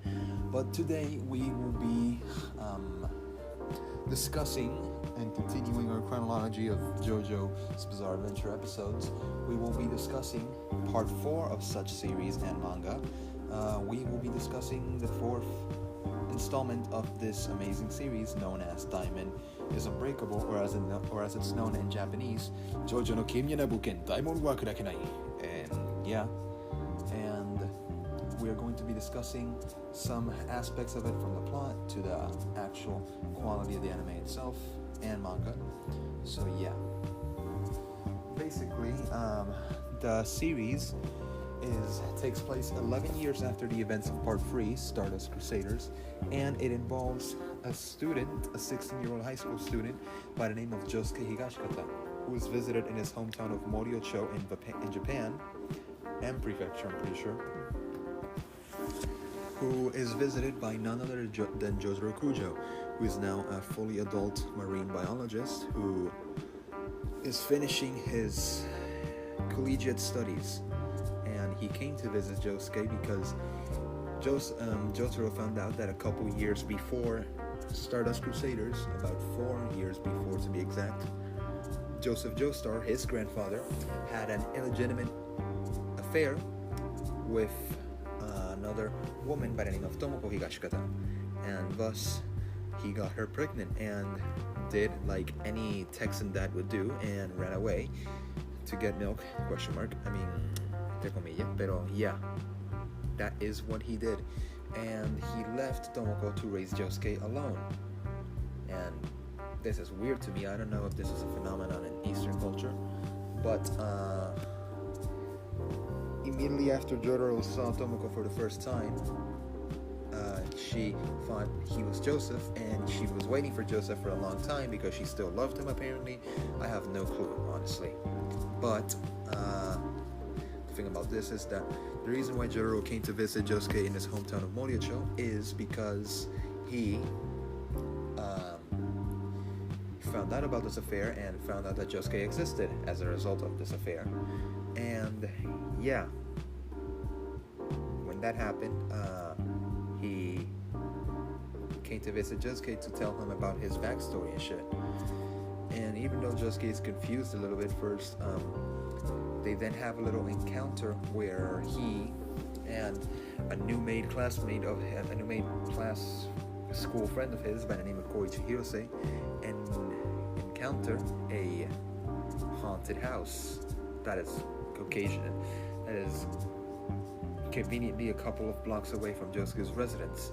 And yeah, long story short, they meet a deranged guy by the name of Keicho Nijimura who stabs Koichi with a magic arrow, later revealed to be a stand arrow, which then on a whole bunch of concepts later explained, the stand arrows are about 5 or 6 canonically established arrows that were created from 5 arrowheads for some reason. Yeah, the arrowheads were already made, and they were made a long time ago by a strange individual, and they were never to be found again until a strange man by the name of Diavolo, or Doppio I think, in the 70s discovered these and spread them across the world, keeping one for himself. I think he sold the rest to Enyaba Hag, who is one of the side antagonists from Part 3, and it goes on from there. Apparently Keicho Nijimura got his hands on one of these and found out about the ability of this arrow to give stand abilities to other individuals. If the arrow, apparently the arrow is also self-conscious, and if the arrow finds that the person stabbed has enough aptitude to be considered a worthy stand user, then they are injured with a hole in wherever they were stabbed and given a stand ability. The hole cures itself conveniently later on. Pero if they don't find them to be with the right aptitude, they just straight up die. They just get killed by the arrow.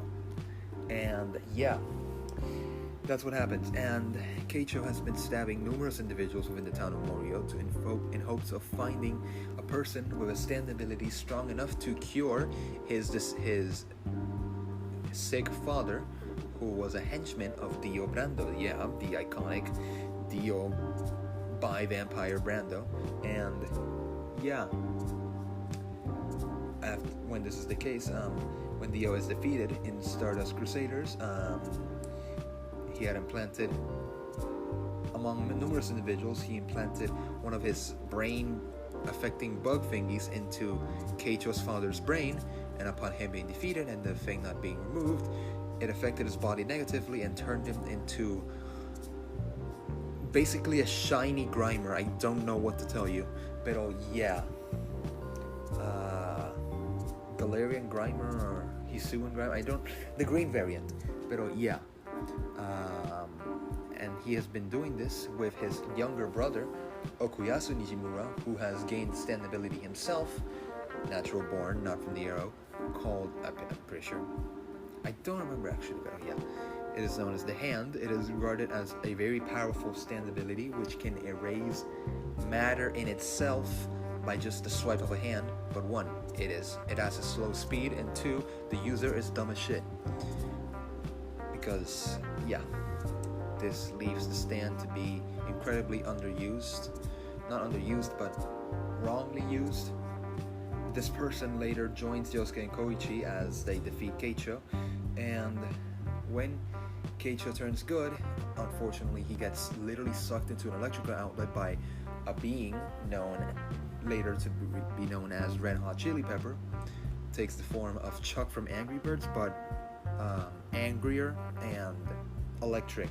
I think Zapdos and Chuck from Angry Birds, they had a baby. And yeah, when that happened, they sought out to look after him.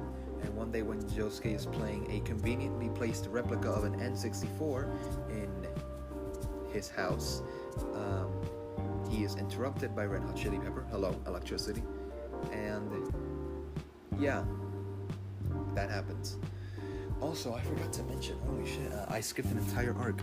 This is like the first ever arc actually in the series. But yeah, Josuke is inspired to find whoever wronged his grandfather, because his grandfather, he knows his grandfather and he loves him very much. And one day, a person who's been molesting like some people within the town, known as Angelo. I don't know his last name, I don't remember it, but yeah, he's known as Angelo, and basically Angelo, among other people, killed his grandfather, and that's what had, and apparently he had a vendetta against Josuke because that's what he wanted to do to get on Josuke's bad side. When this happened, actually, yeah, now that I remember, Josuke saw Angelo molesting a woman in the store, and he protected her against him, and he wanted to get revenge on Josuke, so he killed his grandfather with his stand ability, Aqua Necklace. It can basically manipulate water and get into any liquid and attack the person when they've consumed the liquid. And yeah, moving on.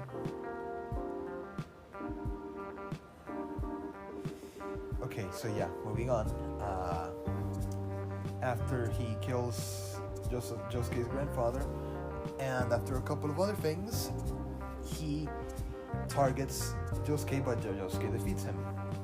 And this is when Josuke gets the inspiration to get to, like, I don't know, he just beats him and continues with his life and gets turned into the Angelo Rock, I'm pretty sure.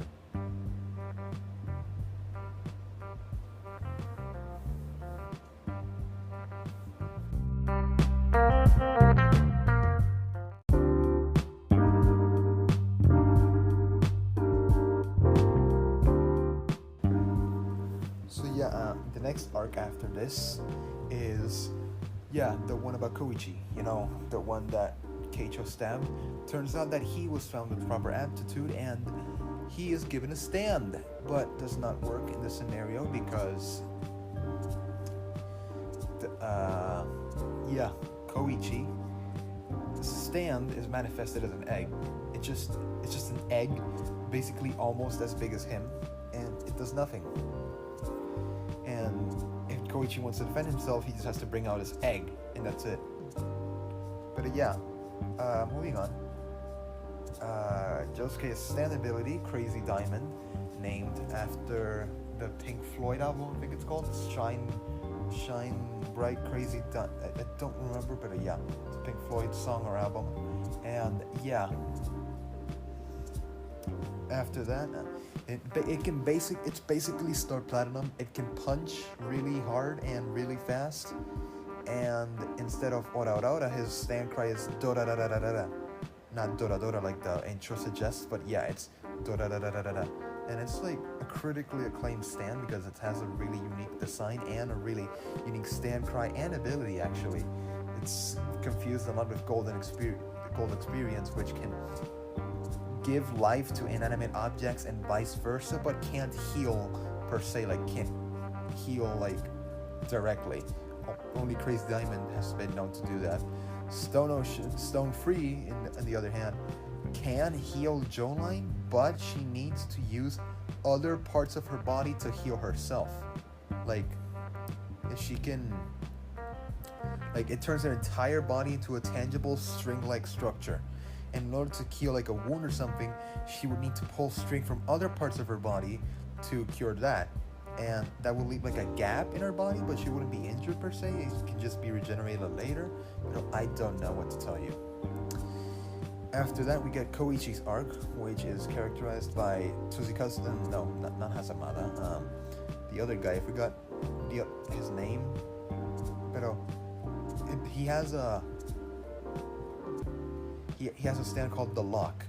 He basically guilt trips people into paying him money or making them think they owe the guy something. And the lock manifests into their chest, and the more guilt they have, the bigger the lock gets. And the only way to defeat him is to actually pay him the money. Either that, or they somehow get enough strength to make him coward and release the lock like Koichi did. With his newly found stand, Echoes Act 1. It can basically make sounds into reality, albeit at a very weird scale, but he makes it work. After that, we get another arc of Koichi of Josuke, where he gets interrupted by a classmate, or a imposter. And yeah, he is known as Surface. Surface is basically a wooden doll that can take the form of anybody, and upon being within a close range of the person, they can move, and that person who they are imitating is basically controlled. It's basically Pinocchio, but on a whole nother level. Not only that, pero yeah, he injures Josuke, and Koichi somehow protects Josuke on a scale, and later they defeat Hazamada. And Hazamada becomes like any boss when you unlock them as a playable character. He literally just gets nerfed like a lot. Not only that, but the next arc in the series is one that is known as the arc of Yukako. Now Yukako is a girl who asks Koichi, who confesses her love to Koichi, and he's just flabbergasted. And so are Josuke and Okuyasu. I was flabbergasted because Koichi, the guy seems like the person who'd least get pussy. Honestly. Yeah. Not only that, but moving on. We have a person who obsesses over Koichi to a scale where Koichi needs time to process this, but Yukako does not give him that time, and basically locks him in a separate island with a house, and basically turns Koichi into her servant.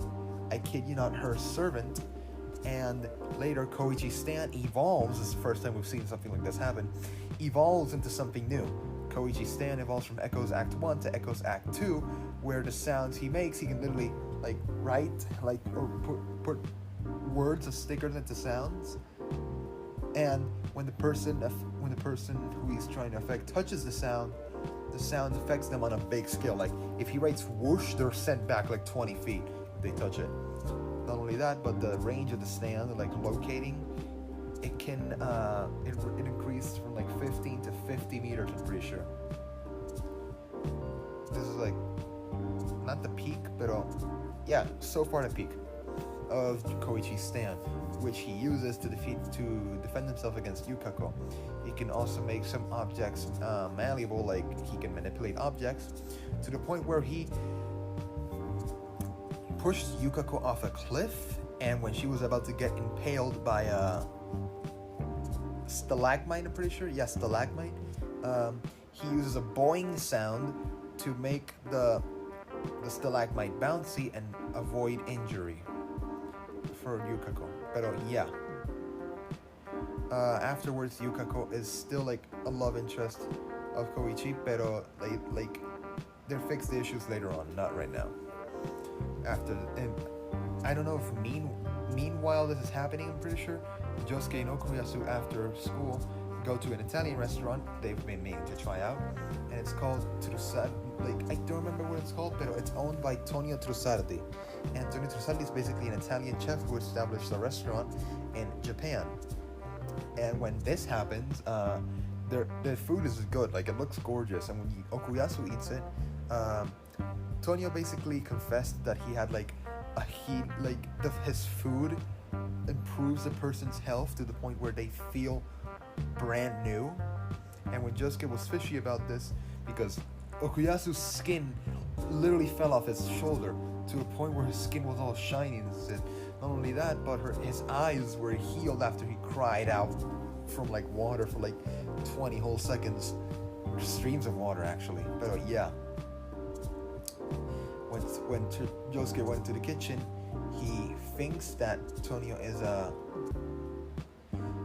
maniac person, but he's honestly, he does not have any bad intentions with his stand, and he just gets mad with Josuke for not washing his hands before entering the kitchen, and he makes him wash his hands and do the dishes while Tonio continues to attend to Okuyasu, who is apparently a very loyal customer, and they pay for their food somehow as high school students, and they just move on.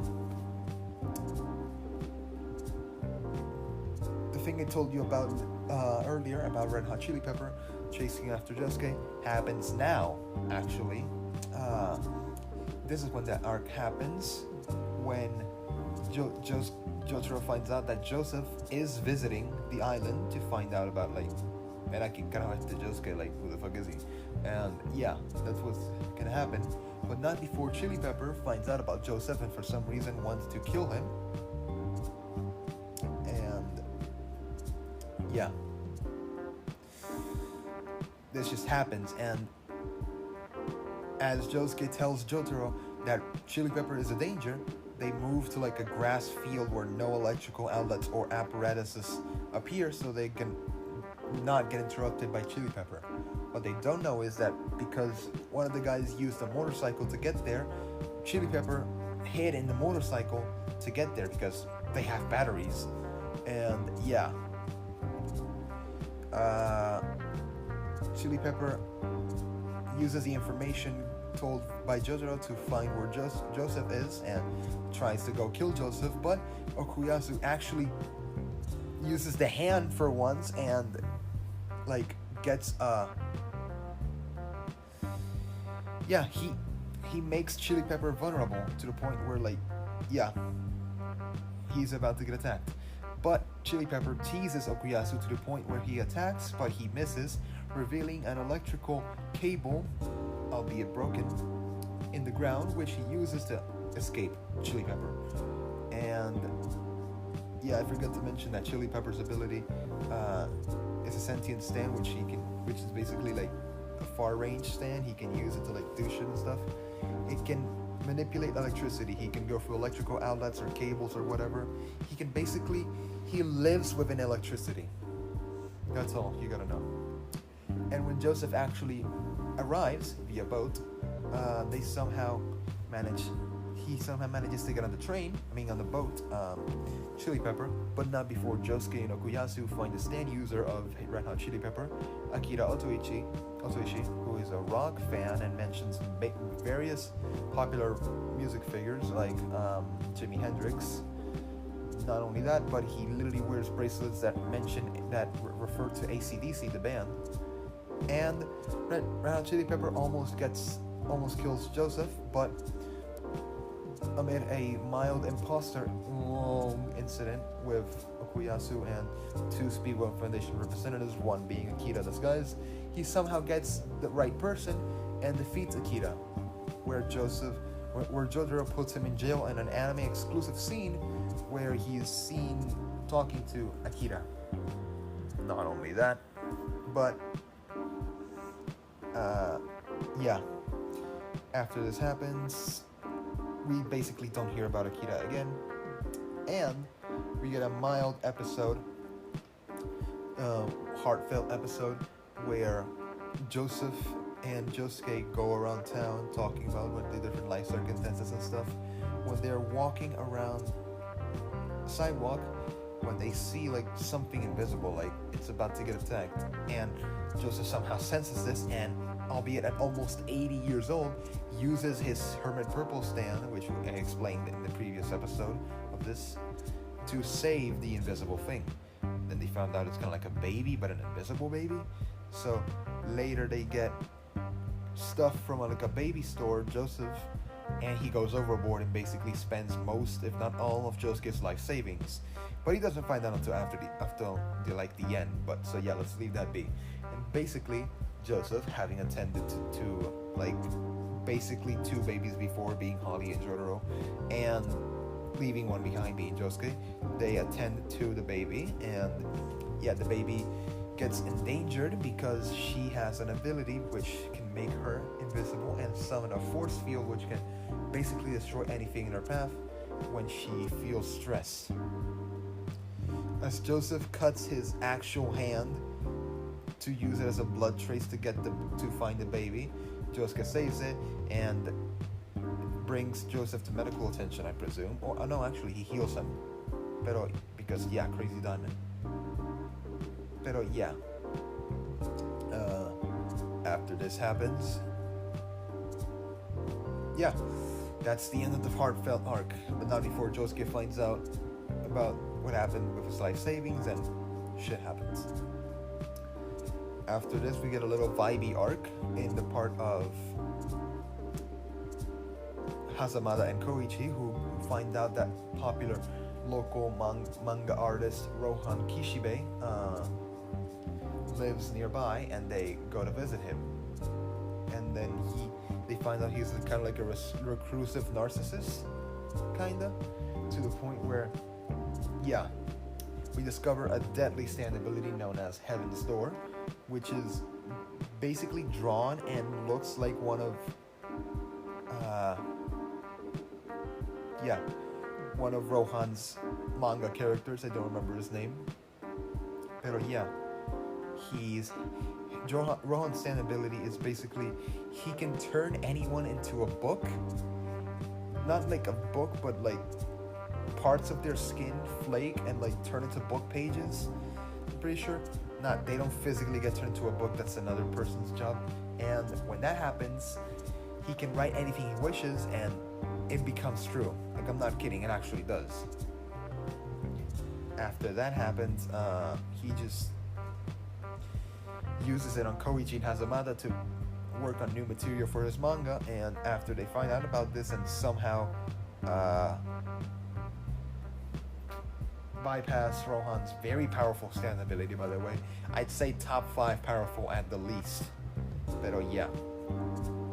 After this happens, they befriend Rohan, and he goes on hiatus for a month because of what happened. After this, we get, albeit one of the most iconic arcs in JoJo so far, I mean in part 4, the hunting arc. Basically, Jotaro tells Koichi and Josuke that they should go hunting to catch like a rat stand. Yeah, like a rat that has a stand. The rat's called Bug Eden and the stand is called Rat for some reason. And basically his ability is like he can summon like a mechanical rat which can basically snipe opponents, but the bullets are like poisonous to an extent where the skin physically melts before their very own eyes, I'm pretty sure. Like their flesh. Jotaro uses his time stop ability with his newly named Star Platinum Zawarudo to help himself, but to no avail because they find out how messed up this stand is, and like he'd actually shoots him once, and yeah, Josuke uses one of the stray bullets that he had from Jotaro to shoot the rat and save his life and heal him. And after that happened, we get another independent arc, which finds, which gets like a, yeah, it's not that memorable, but yeah, it's also good. And this is like an arc, like it's known as the alleyway. Koichi and Rohan embark on like a little adventure to find some shit, and they realize that they stumble upon an alleyway that was the place of a murder like a couple years back, 14 years ago, I'm pretty sure. Pero yeah, basically the ghost of a girl who was murdered at that time, Reimi Sugimoto, warns them that the alleyway is haunted and that they should not turn around or else a bunch of creepy hands will get them. This almost happens to Koichi, but Rohan uses his stand ability to like save Koichi, I'm pretty sure. And yeah, it's a little good arc that we get, and it's pretty good. And then we get like a very like kind of annoying arc, but yeah.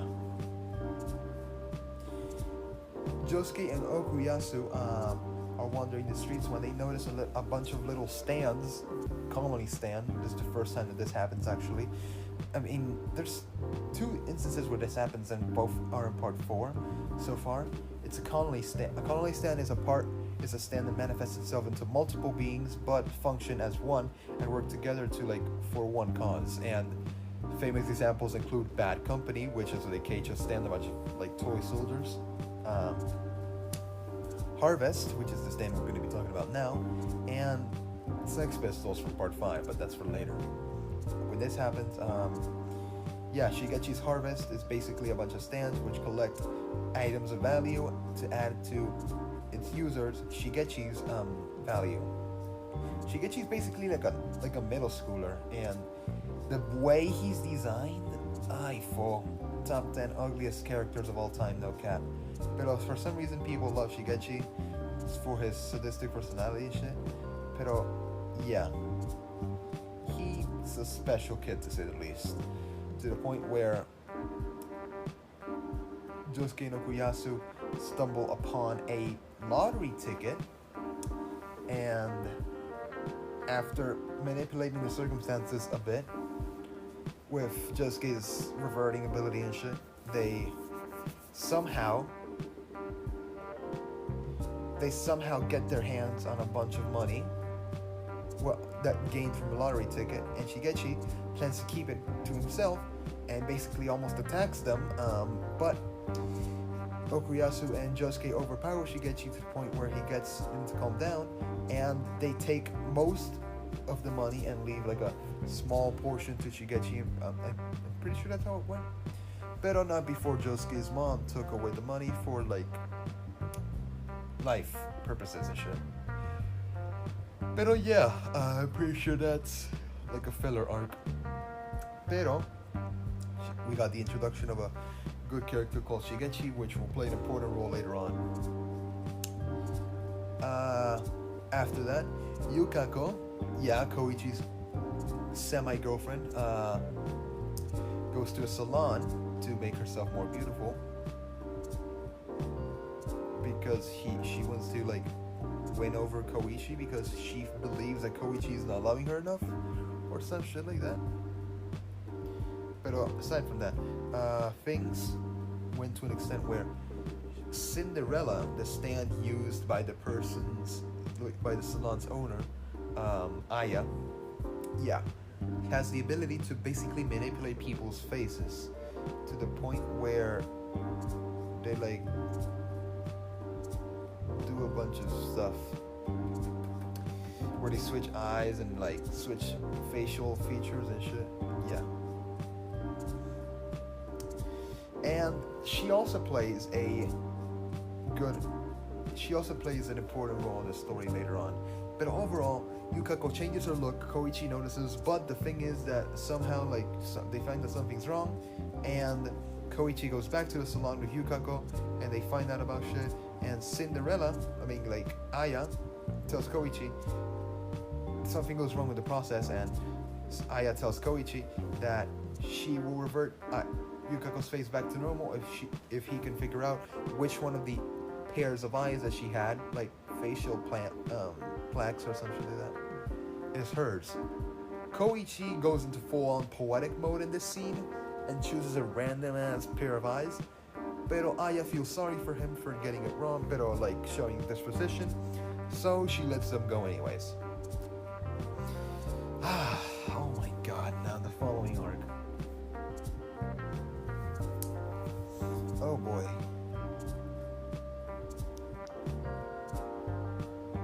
Now, after this happens, we get an interesting arc, to say the least. And yeah, when the following arc is, we get to see the life of a random person, and his name is Yoshikage Kira. He's 33 years old. His house is in northeast section of Morio, where all the villas are, and he is not married. He works as an employee for the Kamayu department stores, and he gets home every day by 8 p.m. at the latest. He doesn't smoke, but he occasionally drinks. He is in bed by 11 p.m., and he makes sure that he gets 8 hours of sleep no matter what. After having a glass of warm milk and about 20 minutes of stretches before going to bed, he usually has no problems sleeping until morning, just like a baby. He wakes up without any fatigue or stress in the morning. He was told there were no issues at his last doctor checkup. And why do I say all this? Because I'm trying to explain that Yoshikage Kira is a person who wishes to live a very quiet life. He takes care not to trouble himself with any enemies, like winning or losing, that would cause him to lose sleep at night. That is how he deals with society. And I know that is what brings him happiness. Although, if he were to fight, he wouldn't lose to anyone, right? This is basically what Yoshikage Kira told to Shigechi Hangu when he confronts him after stealing his quote-unquote sandwich bag that Shigechi thought it was, but it was revealed to be a severed hand. Turns out Yoshikage Kira is a serial killer with a hand fetish. Wow. And yeah, that is what happens. Wait, hold on.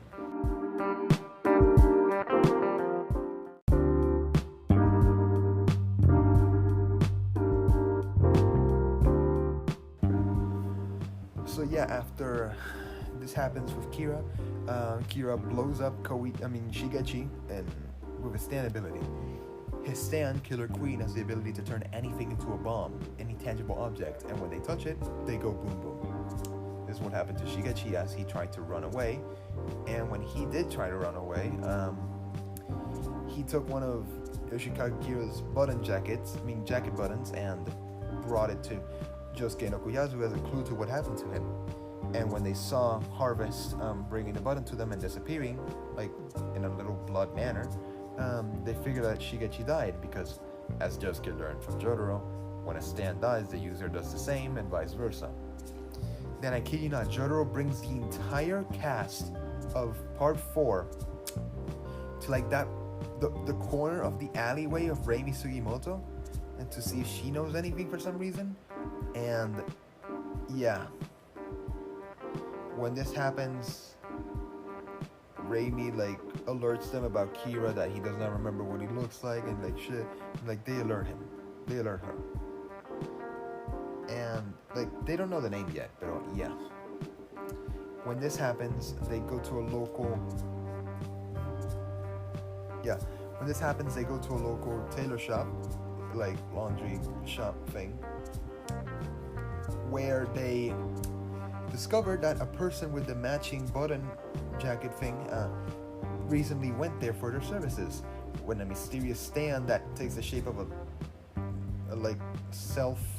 sentient turtle with a skull for a head, called Heart Attack. Yeah, when this happens, they get flabbergasted because like it's a heat-seeking stand where like when they go, like it goes to search the hottest object in the room and goes to explode near it.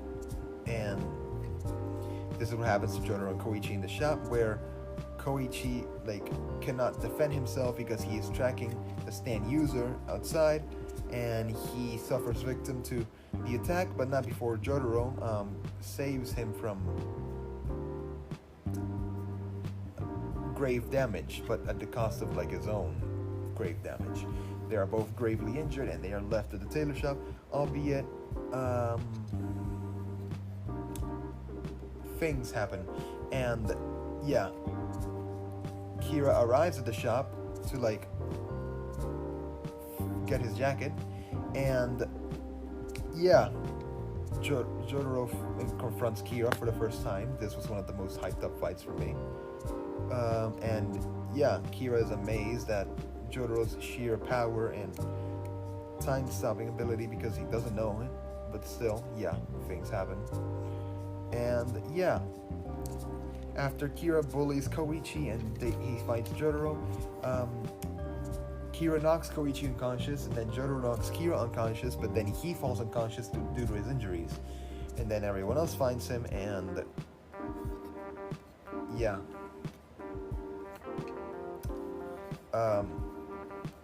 Yeah, that's what happens. We get a funny scene when Jotaro and Koichi are humiliating Kira, because when Jotaro stomps down Heart Attack, any damage inflicted on a stand is reflected on the user. So when they do this, Kira he just gets stomped down, because Koichi, his stand evolved again, and this time it has a whole different color scheme and stuff. It's called Echoes Act Free. His stand ability now is basically he can basically telekinesis, but without the mind stuff. Like, he can push people around and kind of shit. Not only that, but yeah. After this happens, he uses Echoes Act Free to increase the gravity on Heart Attack, which in turn humiliates Kira in front of a cafe. And yeah, he takes out his anger on Koichi, and Jotaro defeats him, but then he falls unconscious. All three of them are just laying bloody on the road. It was like a bunch of, it was like an out of context moment. But aside from that, yeah. After this arc, apparently they were tended upon, because the next episode, Heartfather, we find out that Josuke and Jotaro are searching for the house that Kira lived in, to the point where they find like an old house where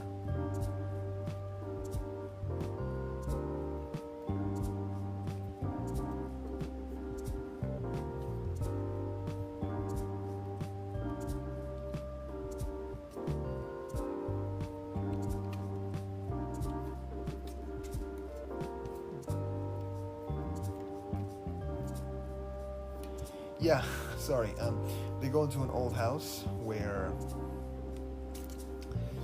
they discover that Kira once lived there, and when they see like a random camera on the desk took a picture, they see it, and apparently there's an old man there. There is an old man who lives within a picture and can inflict damage to real life from the picture. His ability is called Heartfather, or Adam Heartfather, I'm pretty sure. And yeah, his name is Yoshihiro Kira. He is the father of Yoshikage Kira, and he just protects his son, honestly. And then Jotaro's solution to this problem is like the simplest solution of them all. He takes the thing, gets tape from like the desk, and covers the photo in tape, and sticks it to the wall with a thumbtack, but not before somehow the photo gets revealed like again. And Yoshihiro uses like a local arrow that was there to my leg hurts. He uses that and flees. He just straight up flies away using a pigeon, I'm pretty sure. JoJo's a very weird series, as you can see. And yeah, after this happens, we get another arc from Rohan, who is pursuing Kira, like helping the gang and stuff. He confronts a person called Janken, who calls himself Janken Boy, and I think his name is Ken Onayagi. But yeah, basically he just wants to play with the guy. He wants to play Janken, which is like a Japanese version of rock paper scissors, pretty sure. Pero yeah, when this happens, Rohan notices that he has a hole in his neck, which indicates he was stabbed by the arrow, and which Yoshihiro used. So he uses Heaven's Door on the guy, and he finds out about the guy's life story and about his stand called Boy to Man, or as the localized name puts it, Boys Man. Yeah. When this happens, Yeah, it just straight up like if he loses in Janken, like he takes some of like his strength. I'm pretty sure. I don't remember. Dude, I don't remember a lot of the Part 4 stands by the sheer amount of stands that they are. But overall, yeah. After this happens, he somehow beats the boy, not physically like in Janken, and just moves on with his life.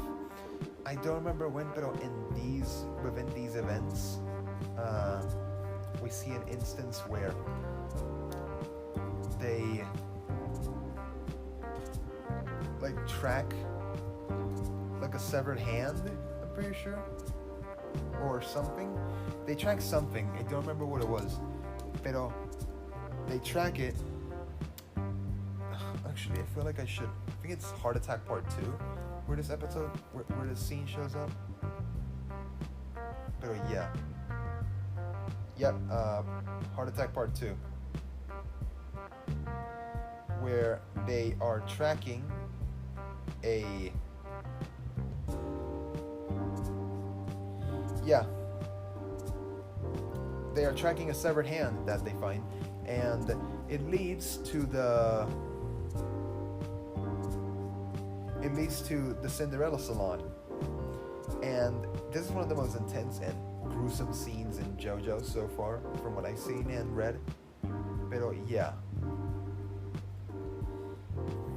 When this happens, they go to the Cinderella salon, and the severed hand goes back to a body via Josuke's ability, and there's a very gruesome scene because there's blood and everything on the scene. And not only that, pero because Kira fears that his identity has been found out, he goes to Aya and forces her to use her face swapping ability on him to basically conceal his identity. And in the end, he killed Aya, and when she's barely alive, she gets turned into a bomb by Killer Queen, and the crew barely survives. But then they found out that a strange man. Then they found out that he used a guy. He basically swapped his face with that of another guy's who was there. He just straight up cut his face off, American Psycho style. He cut his face off, and he put the faceplate of another guy onto his face to conceal his identity, and later killed Aya to like conceal his actions.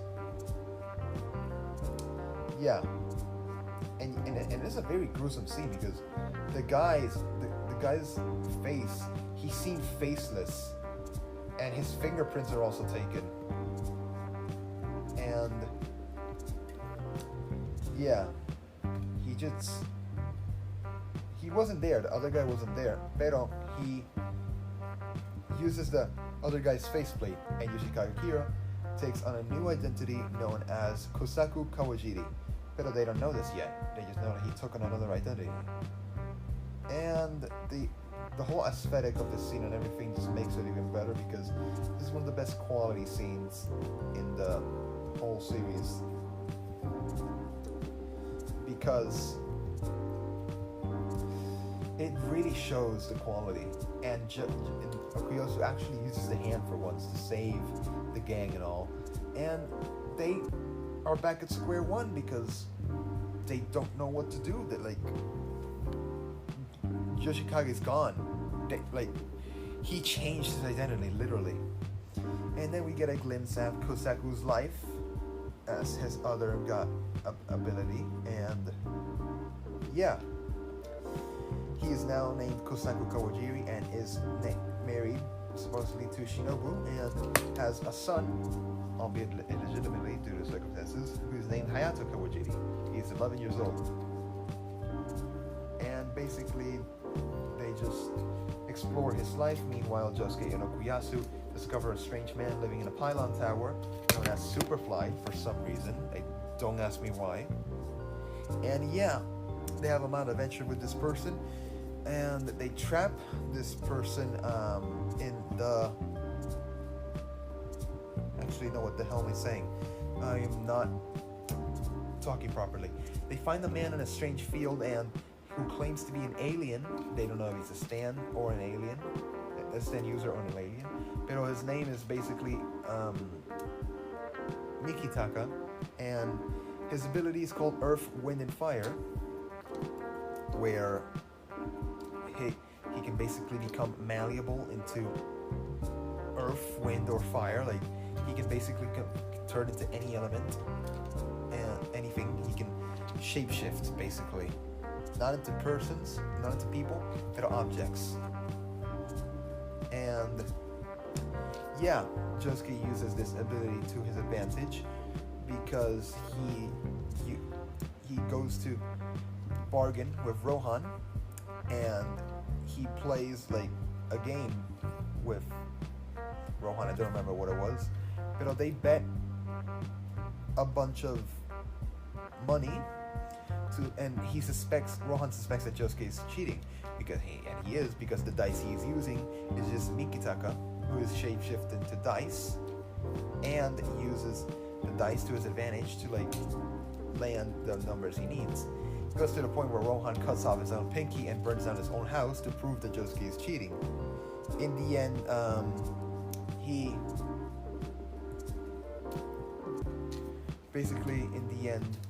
Josuke is found to be chased by a stand, not Rohan's stand, another stand for some reason, which takes the form of feet, like literally feet. He leads Rohan into a room where is seen absorbing Rohan's nutrients. He basically absorbs other people's nutrients for his own benefit. It's called Highway Star, or as the localized name puts it, Highway Go-Go.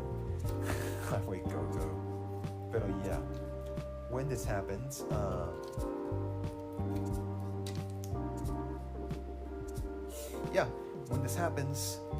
they have a conflict in which Highway Go-Go chases after Josuke, but Josuke somehow finds the Highway Go-Go's user and goes to the hospital where he is. Yuya Fungami is a playboy who is injured and used other people's nutrients with his stand to basically heal himself and get out of the hospital faster. And then Josuke did one of the most badass things in JoJo history. He basically healed Yuya of his injuries so he could not be seen as unethical for beating up an already injured person. And he heals him up, but beats him again, which puts him in the hospital again. He just does that to prove a point. After this, we go back to Kosaku's life, and he confronts a cat, I'm pretty sure, and basically he just beats up the cat, but somehow the cat turns into a stand. Because a plant grew into the cat's grave, the plant just merged with the cat, and it became just a strange ability called Tama. Like, the cat's name is Tama, and the stand's name is Stray Cat, I'm pretty sure, for some reason. Pero after this happens, you can basically blow air bubbles, and the air bubbles are destructive, I'm pretty sure, when they're touched. But I don't know, honestly. It's past midnight and I'm just blabbering about JoJo shit.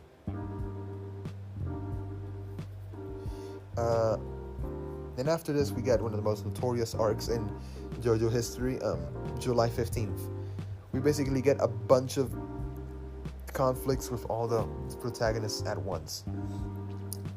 The first one, at the end of the cat arc, Yoshihiro meets up with... No, actually, no, what am I saying? It's bullshit. No.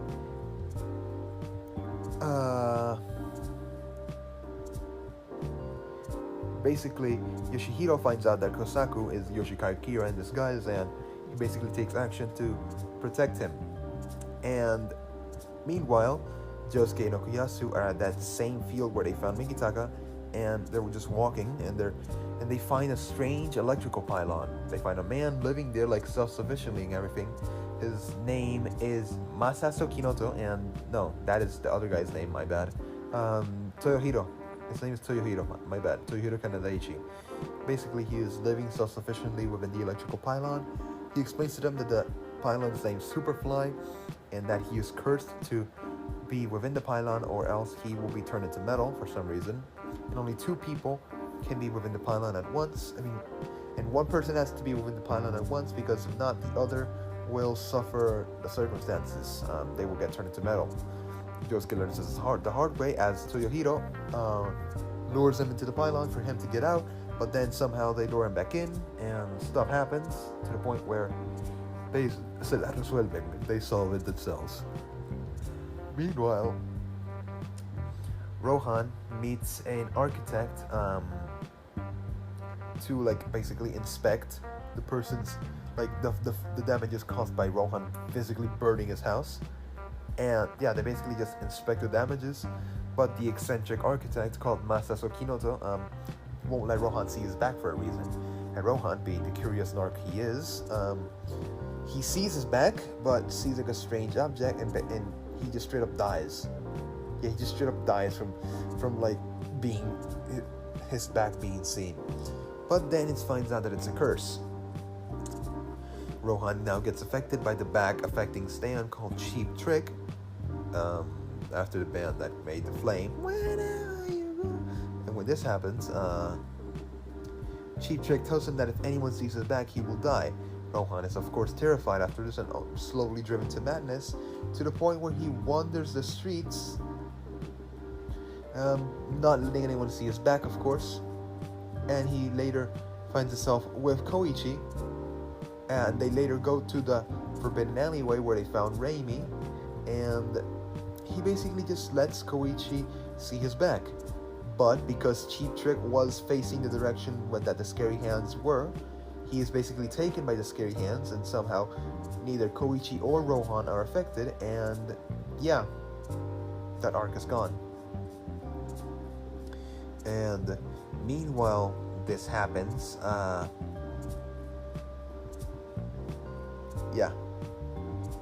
while this happens, Kosaku suspects that Hayato is onto him about something, and he basically just kills Hayato for some reason, an 11-year-old child. But then, when he is this close to being found out, and Shinobu's asking where Hayato is, and then Yoshihiro goes to see him, they basically confront each other, and the arrow somehow stabs Yoshikage Kira again for some reason. Sheer heart attack was Killer Queen's second bomb, but somehow gained another stand ability by being stabbed by the arrow again. This one is called Kira Queen's third bomb bites the dust. He can basically make a time loop when anyone finds out that he is Yoshikage Kira, and upon anyone finding out, they get sent back. And whatever happens within the day, fate will bring it that it will be the same circumstances, and it's just an endless loop of those same circumstances. And in this case, Hayato is resuscitated by bites the dust, to the point where fate brings it that he reveals that his father is Kira, and they've been looking for him, when he reveals that to Rohan, Koichi, Josuke, and Jotaro, who get blown away by bites the dust abilities. Basically, they get killed after that happens. And yeah, the time loop just continues until Hayato can somehow breaks the loop, and Yosuke finds Kira, and yeah, Yosuke finds Kira, and they confront him after a long and arduous fight, showcasing each of the person's stand abilities and strengths. Hayato somehow basically sacrifices himself by touching one of Killer Queen's stomach bombs from Stray Cat, and somehow by using the power of magic and stands, Josuke heals Hayato back to life immediately after he touched the bomb to reveal the properties of it. And yeah,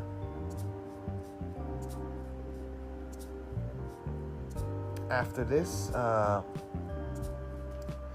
they just yeah, they basically just go into an all-out fight to the point where Jotaro just arrives and time stops and miraculously defeats Kosaku to the point where he is gravely injured on a road, gets helped by a nurse, but then he goes on a monologue about he got a boner when he saw the Mona Lisa because he has a fan fetish, but then gets his head literally stumped on by the ambulance tire because he didn't see it, and that is the unfortunate end to Kosaku and Kira's career, being stomped on by an ambulance. He doesn't realize this as he is like half conscious at this point, but he finds himself on the forbidden alleyway where Raimi confronts him by bad-mouthing him and shit, and later Kira gets grabbed by the scary hands, and that is the end to both Kira's spirit and body. And yeah, that's how the story ends. They find the killer, they confront him, he gets defeated, and the city is saved, I guess. And yeah, happy ending, I guess. Koichi and Yukaku continue to be happy together. Yosuke and Okuyasu continue to be best friends along with Koichi and go to Tonio's restaurant occasionally, and they basically try and help Okuyasu's dad with the food, but somehow this still doesn't work. And meanwhile, Hasamada and the other guy, the lock guy, continue to be good friends with the family. And yeah, Jotaro says his goodbyes to Josuke as he leaves the town because hello, he got what he needed. And yeah, he leaves with Joseph, but not before Josuke pulls a devious lick on him and steals his wallet after like taking a picture of him and shit. And uses Crazy Diamond to steal the wallet back. Pero Jotaro admires Josuke's cleverness, and yeah, they basically just reveal like all the characters' circumstances to the point where yeah, Jotaro graduated from his master's on a thesis he wrote about starfish. Yes, the starfish, they have legs. Pero yeah, that is how the story ends. Overall, this is one of my favorite, if not my favorite JoJo part, because it goes into a full-on slice of life aspect as well as maintaining a proper JoJo aesthetic. And yeah, the variety of stands, the variety of characters, the psychology of the JoJo characters themselves, it's a really good part overall. It's not dragged down into a simple like, oh, the other characters can defeat it, have this guy defeat it, like part 3 and part 5 were with Jotaro and Jordan respectively. But yeah, this is a really great part, and I hope that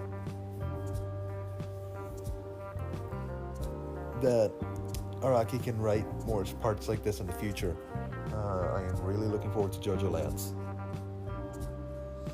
But aside from that, yeah, this was a great part and a great episode. So yeah, I will see you all in the next one. Goodbye.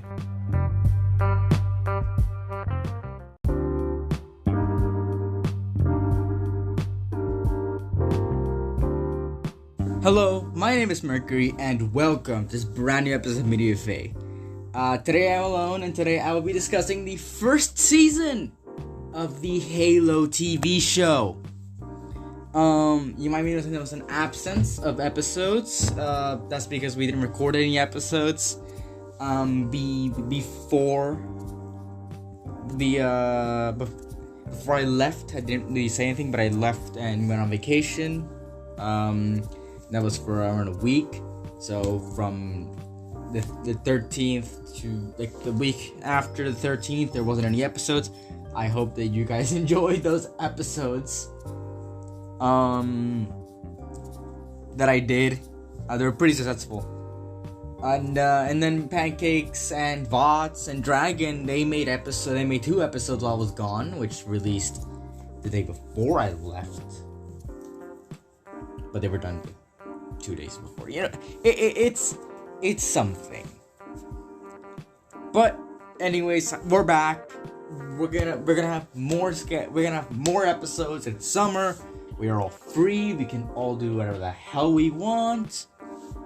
And we got more episodes to do. So today what will happen is something really special. We'll have a lot of episodes done. There will be an episode, a last time for this one, which is releasing 8 p.m. AST. You might have already noticed that the JoJo Bizarre Adventure Part 4 episode has already released. 3 p.m. AST. And what else? And there will be an episode in the Indie Life Expo. I haven't completed it. Yeah, I haven't completed both of them yet. But I will. So on both Indie Life Expos, which will be separate episodes, and I will be going over each game individually, unlike what we did in E3. Also, I'm sorry we skipped Winter one. This one seems a lot more bearable. I'm not that far behind on the first one. I'm getting there. But on the second one, I haven't done anything. I got it. It's a 4-hour one, so it shouldn't be that bad. Unlike the one we had in E3, which is 6 hours, so that's 2 hours. 2 hours is 2 hours. That's still 4 hours. But yeah, no. I will have to sit there and watch it for 4 hours. I will record both episodes simultaneously, and they won't release simultaneously. But when part 2 releases, I will do a compilation. So, anyways, let's get into the Halo show. This show is the worst shit reviewed on this podcast. I hate it. Just to get some things out of the way, I've never touched a Halo game. Yes, I am unworthy to see this series as it is, right? This is not Halo. I am not worthy to say that to complain about it like the Halo people, like the Halo fans do. Not Halo people. The Halo fans do. Right? Like, I can't complain about it like that because I'm not a fan. I've never played a game. I've never read a book. I've almost never seen gameplay. The only times I've been, I've seen gameplay. I remember seeing the Halo 5 Guardians gameplay video a while back. I know, blasphemy, Halo 5 Guardians, but I think every fan prefers Halo Guardians over this show. Excuse me.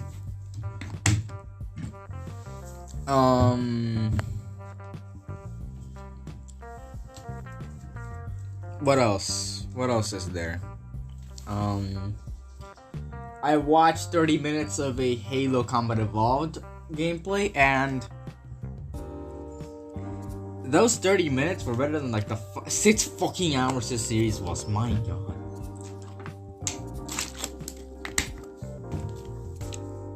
It's better than the 6 hours, 7 hours I spent on this fucking show, man. I got into the show where I didn't have Paramount Plus when we did the show, or when I announced it. So this is gonna be like one of the first ones. This is gonna be one of the first ones in the presents. If you guys watch the presents, you're gonna know that the presents. We announced JoJo, we announced Halo, we announced a bunch of other things, and they're coming. They are coming. A lot of them are coming, but yeah, just there. So what will happen is that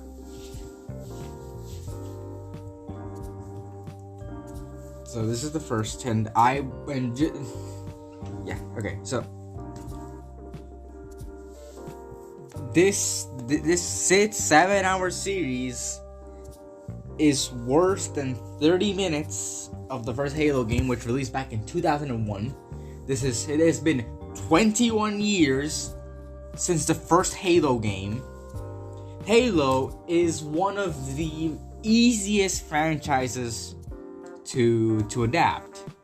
I feel it's on the same level as some other game franchises that I think would be pretty easy to adapt. Halo is not hard to understand. This series did it tower to work to try to make it I guess cool. I don't know. but they try to spin their own wheel at making the first Halo game and the first Halo novel. I was going to read the first Halo novel before making this episode, but it's 300 pages and I didn't even get the book, so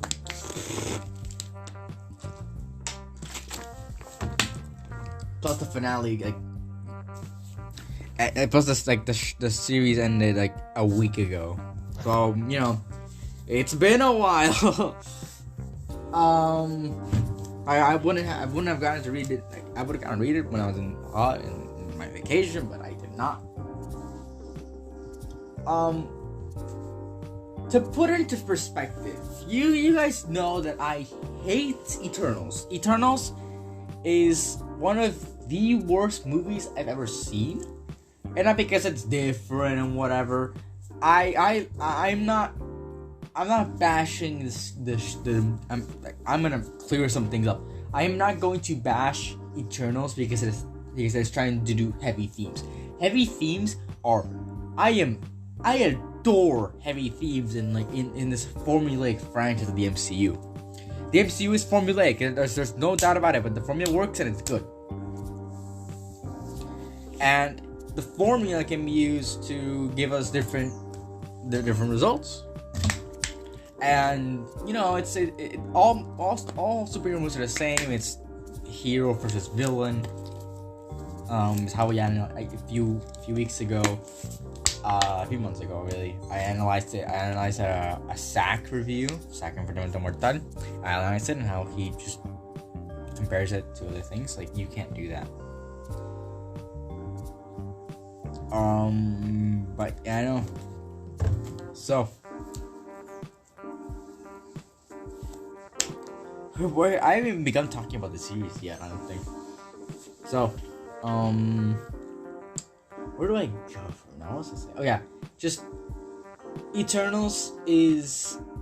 I would watch Eternals 10 times, all through 2.5 hours of it. Then I watch the series once more. This season once more. I haven't gotten time about the characters, which I think I will go ahead and do it now. After a break. So moving on to the characters.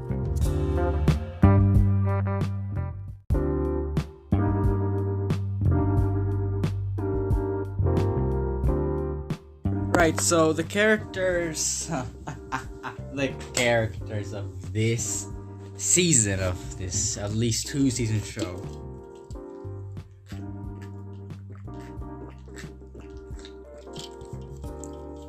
What can I say? They all fucking suck. Let's start off with the elephant in the room, Master Chief John 117. Master Chief John 117. If disappointment were a...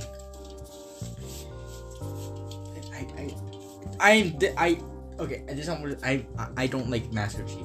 John. If this is not Master Chief. This is not Master Chief. This is not who Master Chief is. Now, from what I've been told and from what I've seen, Master Chief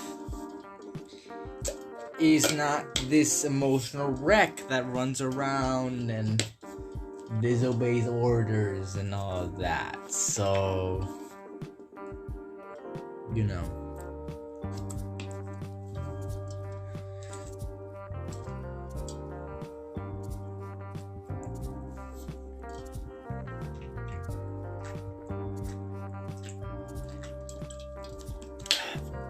honestly, Master Chief is idiotic. I don't like Master Chief. He's bad. He's a bad character. Horrible. Genuinely horrible. He's bland. Sure, Master Chief is supposed to be a blank slate, but you're trying to make a character here. You're not. Let's stop pretending this is Master Chief. This is not Master Chief. Alright? This is not who we categorize as Master Chief. This isn't Master Chief. This is not who we usually categorize as Master Chief. This is not Master Chief. This is a character they made up for the series and called the Master Chief. You got it out of the way? Cool. You're trying to make a character of this. You're basing this character off of another character. That's fine to do. There's no problem basing off your character of another character. That is something that you can do, anyone can do, and you're allowed to do it. Now, in all that is right, why would you make him bland? You are trying to make him this. You're trying to make him a cool character. You're trying to make him a sympathetic character. But sadly, he is not a sympathetic character. I don't have sympathy for this guy. I don't feel for this guy. I don't feel what he's gone through. Because it doesn't matter. The story rolls around Master Chief, but you can't have a story about Master Chief. The Halo series is Master Chief is the protagonist, but he isn't. He is vital, but he isn't the main plot. It's the Halo rings.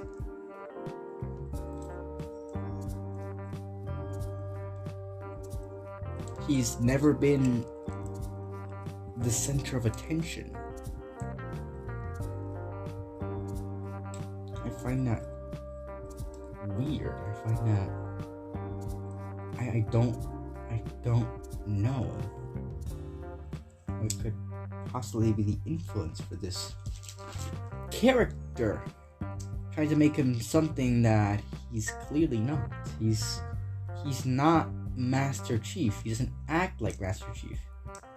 He isn't a soldier who only knows war and would do anything to win. He's not a soldier. He is a guy he's not the ultra powerful soldier Spartan guy who everyone looks up to and the enemy fears. He is a guy. Master Chief, although the main protagonist, he's not like the super mega person. So, just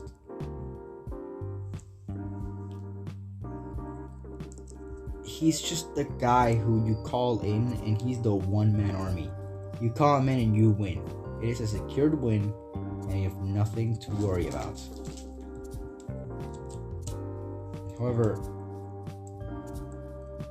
this is not good. This is not Master Chief. His personality's all wrong. His all of it is wrong. All of it. Genuinely, just everything about this Master Chief, this John 117, is wrong. Because it isn't Master Chief. It is a person who they based off Master Chief and decided to call him Master Chief. But this is not Master Chief. I could ramble on and on. And this entire segment will be me ranting. This episode of Media FA is me ranting about a series that I barely had any interest in watching. I was gonna do it for the podcast, and I will watch season 1, 2, everything. I will watch it until it ends. Whether it be season 1, season 2, season 3, 4, 5, 6. Not here. But we're starting off that. This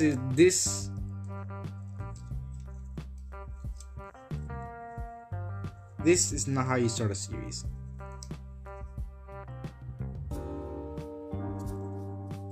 I feel. Not how you start. Not with this uninteresting character who all he does is kind of whine all the time.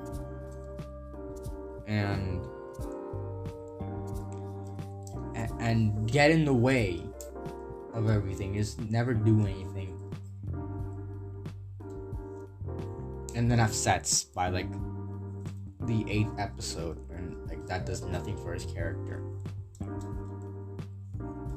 This is not Master Chief. This could be a fine character. He'd be a pretty bad character, but he'd be a fine character. He serves the story. He'd do whatever. If it was any other character, any other franchise, but no.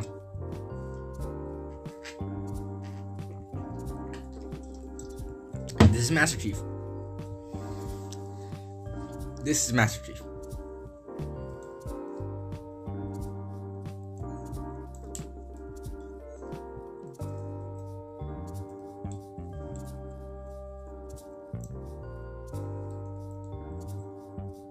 The demon Master Chief. The soldier who beat the Covenant, beat the Flood over and over and over and over again. And every other enemy, the Banished, everyone. This man has a reputation of legend. He's a legend on the battlefield. That's what he is. However, in here, he's a guy who's important to the Covenant for almost zero reason. Because they have another character, which I'll talk about later. Although, not much to talk about her, because she does nothing in the series. She is nothing in the series. She does nothing. You probably know who she is.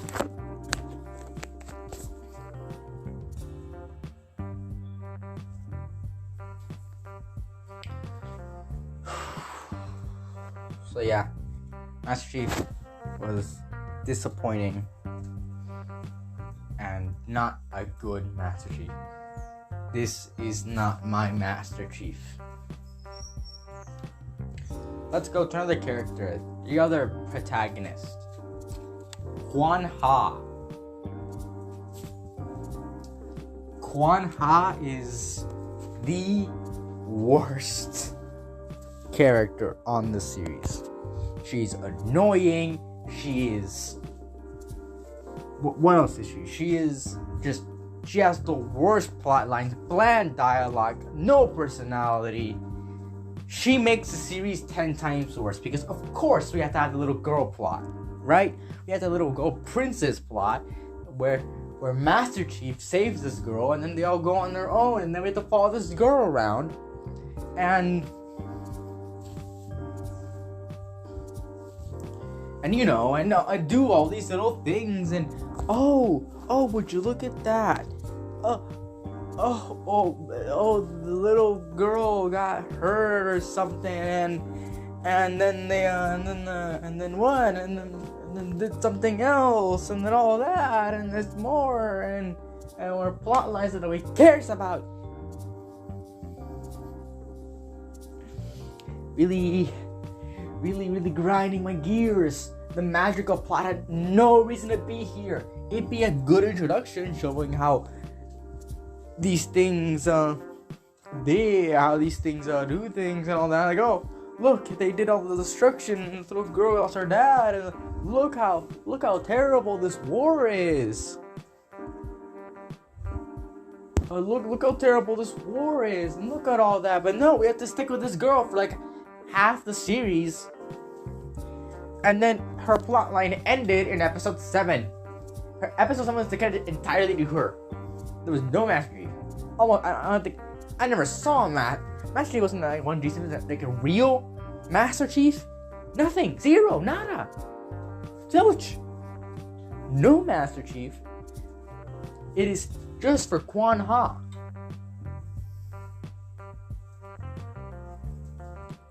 And oh my God. And the other character, Soren, he's just tired of her shit. He's gonna brawl on me. Oh God, he was kidnapped because John told me to take care of her. It's like, bro, just leave her, dump her. She's fine on her own. The plan got resolved and we never saw you again, or the girl. So whatever. I hope she doesn't come back for season 2. Her plot is over. There's nothing to go over. Just leave her in the dump. But if you leave her, they're gonna show me that she was nothing. She was just padding time. Because you guys could have developed a series big enough to house like just Master Chief and these characters that people know and love. From the books, from the games. Made up characters that we can learn to love. But no, you couldn't find out how to do that. You couldn't find out how to be good writers. So what you did was when you grabbed a new character that has probably nothing to do with Halo. I don't know if Quan Ha's from Halo. From the Halo games. But you grab her or this very insignificant character or something I don't know, and you smack dab it in here. And it's like, let's take you out of the Halo universe to show you this little girl and her adventures to take this planet back from no, I don't want to see this. I want to see Master Chief kicking ass. I want to see Master Chief ramming his ass, his fist up the Covenant's ass. I don't want to see this little girl going around and shooting people with her sword and trying to beat a revolution. I don't want to see this. I was bored out of my mind. I know it allows for action scenes and all that, but it doesn't matter. It does not matter. At this point, what does in this series? You just wanted to pad out time because it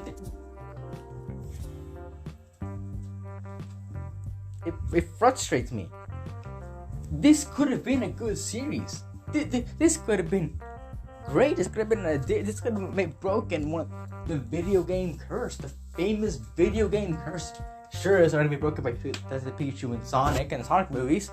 We will cover Sonic movies in the podcast. Don't worry about that. But it. Instead, what we got was this thing, this general just thing, and I don't know what to say. You just got this dumb plotline about a stupid girl going around. I don't know how I'm not gonna repeat that, but until I get my point across that this is dumb. If you leave her out of season 2, you're gonna show me, you have to pad out time because you want to get season 2 earlier. You want something quicker, so you just pad out time with this character because you didn't find out how to do it. So we want to make season 1 the most boring one. If season 2 if this is just a bad season 1, I want to see how season 2 is. If season 2 is better, if it's miles better, if it's an amazing season and it's worth sitting through season 1, then you know what? I'd excuse it. I'd excuse this. But I don't think it's going to happen because it's the same thing. It's the same showrunner. It's the same. It's going to be the same crew. The showrunner who just booked it out of here. So the cast left.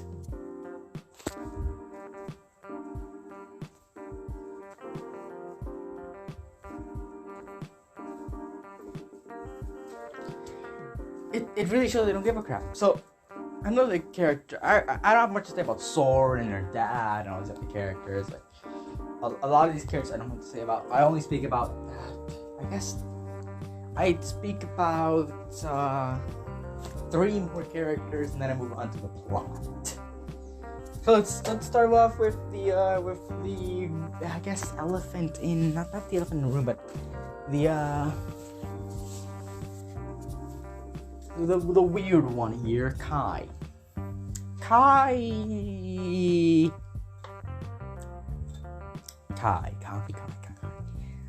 has nothing to do in this plot. There is nothing. She has nothing to do. She just shows up sometimes like, she took out her chip that prevents her from feeling emotions, which isn't even in the canon. It's just there because it makes sense. But in the canon, it says, these people, they don't feel emotions because this is all they've ever known. All they know is the war. They were made for war.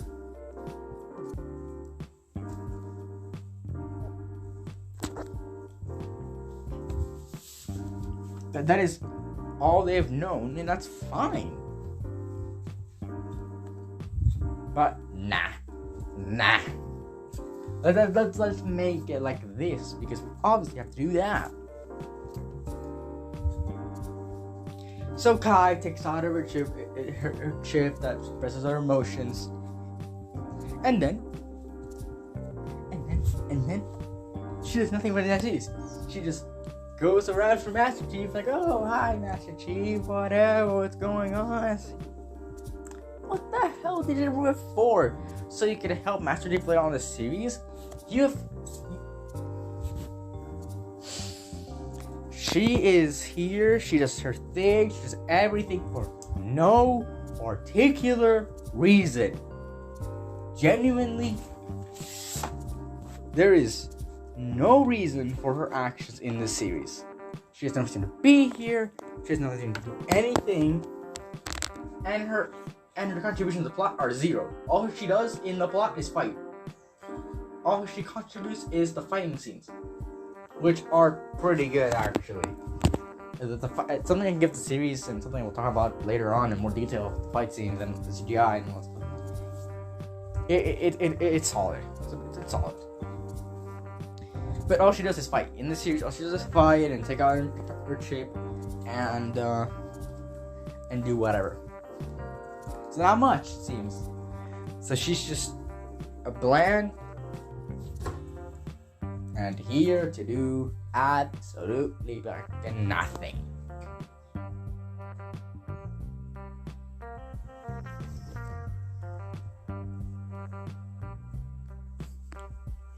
What a waste. Why did you... I'm not gonna try. I am not going to try to do anything that surprises everyone. Now. Anyways, let's move on to our second girl I want to talk about. Catherine. I forgot her last name. Catherine Halsey. Dr. Halsey. What? I don't get this character. Oh, I have to talk about one more character after this. I have to, you know what? I have to talk about two more characters. Actually. So, Catherine Halsey. I don't get this character. What is she trying to do?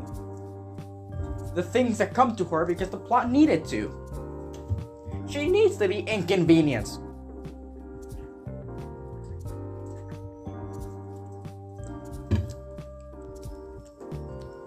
Excuse me. She needs to be inconvenienced for a plot to move forward. Things happen to her for no reason. She's like, well, this thing went wrong. It was on my direction. Guess I'm fucked.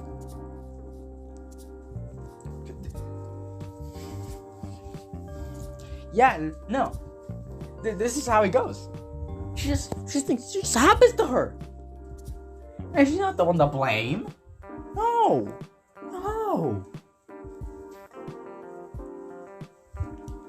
My God.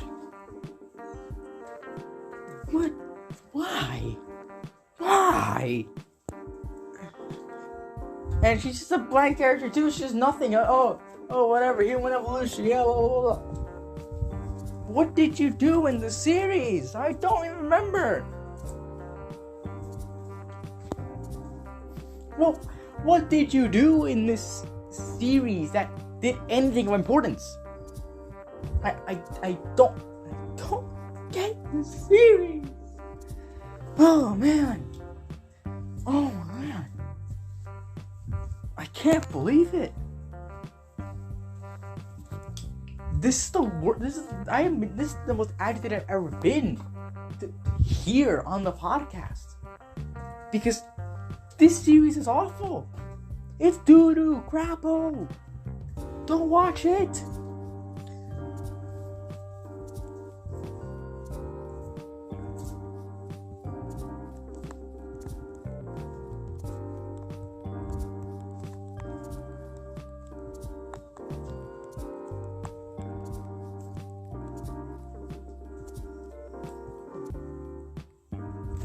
Sorry, I'm doing. Hopefully, this episode's been entertaining for you guys. Hear me rant, hear me be really mad on this podcast. I'll do something else to entertain myself. I'll be working on other things, a lot of other things actually, to keep you guys, keep the content flowing, mainly. So yeah, just bear in mind. But anyways, Kathleen Halsey, just horrible, nothing, just a bland nothing. The next character I want to talk about is Cortana. Cortana is fine, actually. The thing is, I don't think I don't know how Cortana acts, but, you know, for the 30 seconds that I saw Cortana in the 30 minutes of what I watched the first season of the first game, she's pretty accurate, but however, she doesn't look like Cortana. She looks like Weapon from Halo Infinite more. If I'm being completely honest, she looks a lot more like Weapon, and I think acts a lot more like Weapon from Halo Infinite. Which, I mean, yeah, it's the recent game, but it's not Cortana.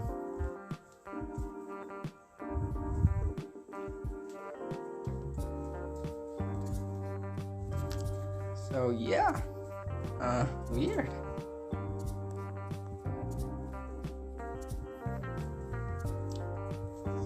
Alright, not much to say about Cortana. Next one, the final character I want to talk about, and I spent almost 25 minutes talking about characters, and that is McKee.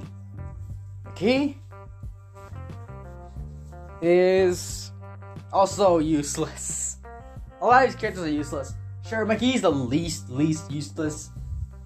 She's a bit more useful than Master Chief, but McKee. Oh man.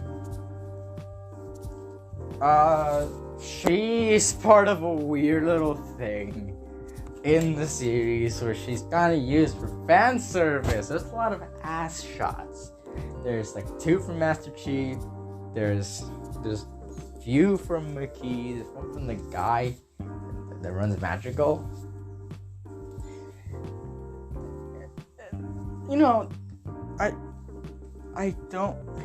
This character is just kind of fan servicey, which is not bad. But why this? Why here? Why in Halo? But I gotta say, the ass shots are very indicative of what the series, this season is. We don't know if season 2 is good. We don't know. We do not. However, it seems that it won't be that. I don't know. The showrunner left, so hopefully that's a bit cooler. It's a bit cool. So yeah, just there you go. However, okay, so what now?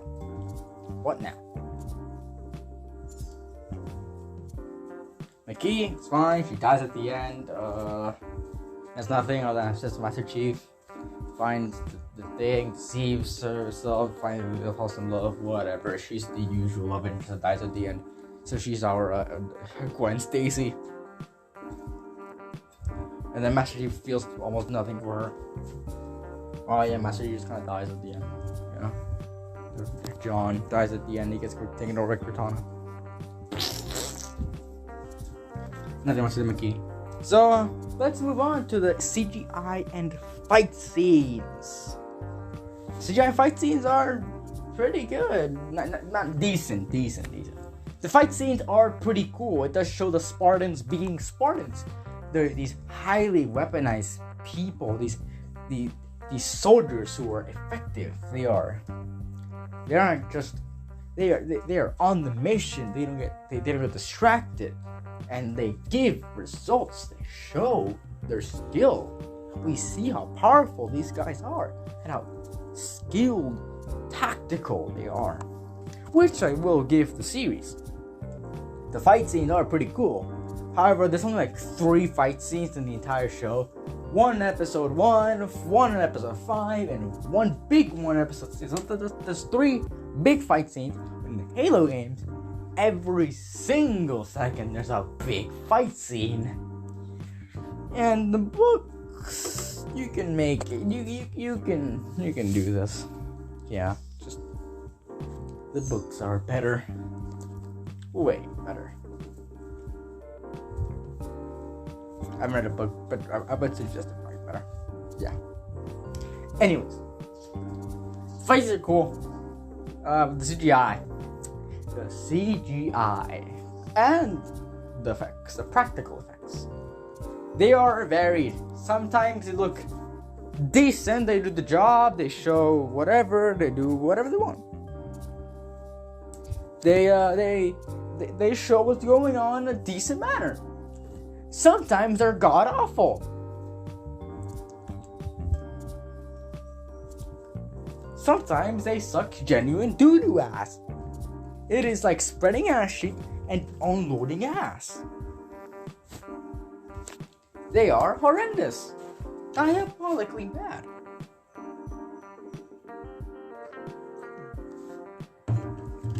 Excuse me. But anyways, yeah. One of the props is uncolored, unpainted, whatever.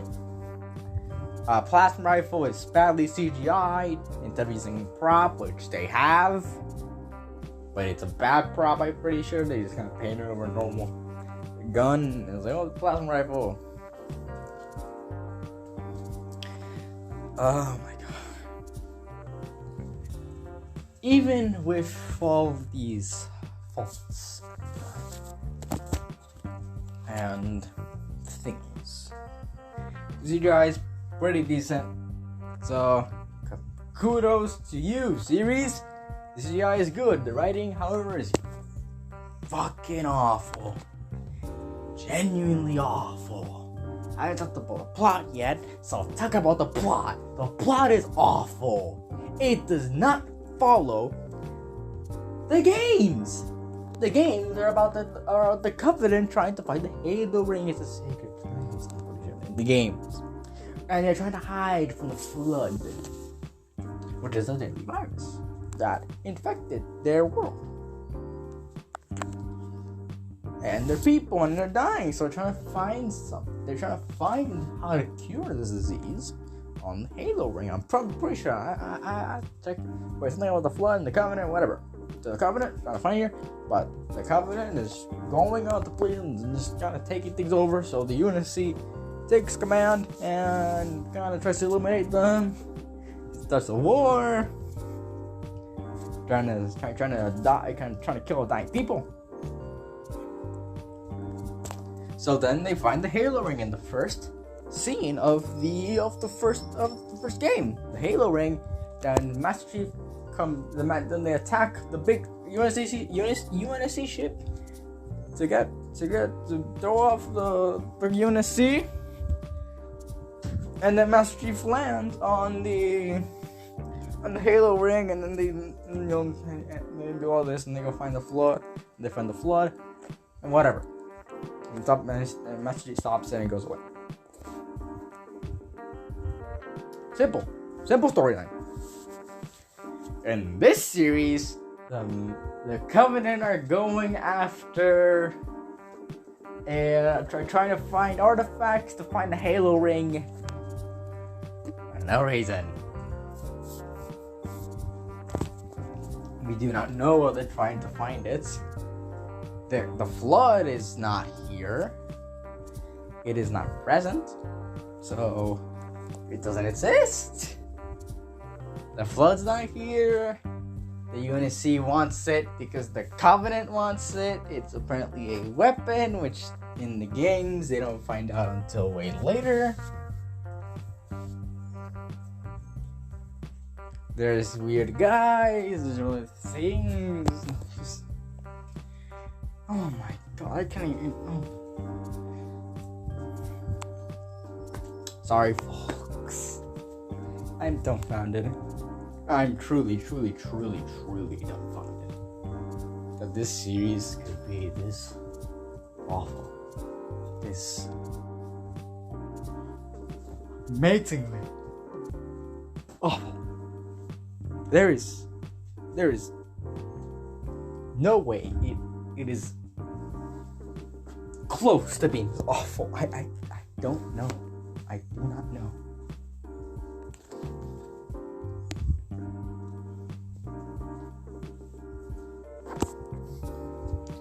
So whatever, they go find it, and then they do some exploring. They do nothing for a few episodes, and then they find the other artifact that they found one on Madrigal. They find another one on Master Chief's home planet for some reason. Why they're even hidden there? But the Master Chief gets a bunch of memories from the first artifact. So then they go here, they find it, but after a big war, the Covenant gets it, and then in the next few episodes, they spend trying to find it, and then they do, and we know what it is, and then they go to it, and then they retrieve the things, and then whatever.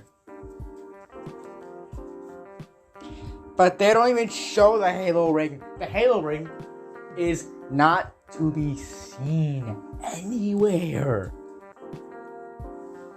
It is in a vision, it is in a dream sequence, and that is it.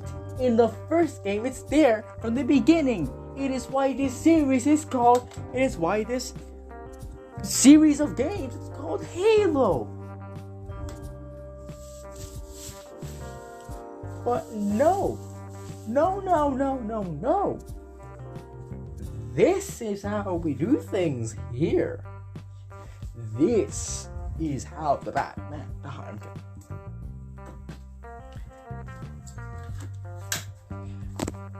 But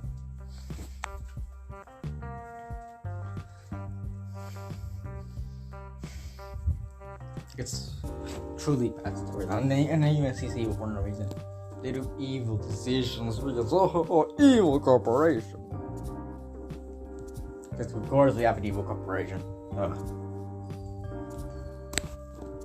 But yeah, just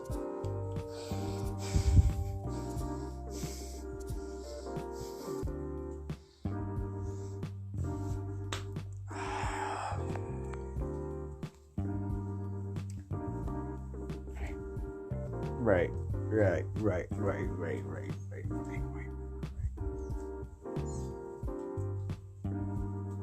Anyways, it's a bad story. Nothing close to the games. What I would have done is the lazy route, because of course I would go the lazy route. I would have played Combat Evolved. If I was a writer, I would play Combat Evolved, and I would have read the first novel. I would make the first season about the first novel. Simple. Make it about the first novel. And then the second season is about the first game. Duh. Simple. It is so easy to get it right, but they got it wrong. They got it wrong. That makes me mad. And now it's through season 2 because I am a consumer. I consume media. I'm giving these people my viewership. Which I don't know how to feel about that, but it is it's because this is for the podcast. Gotta put up a smile. Anyways, thank you for listening to my ramblings. Sorry about the last part. It's not that I'm gonna stop doing this podcast and stop watching bad things, because I do enjoy watching bad things, but consider what I'm evaluating towards entertainment. So yeah, I'll see you on the next episode. Probably gonna be Indeed Live Expo. If not, whatever. So yeah, see ya.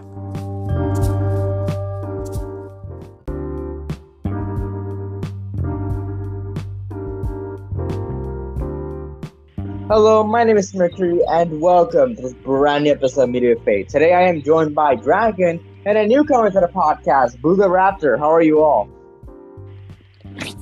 I'm good.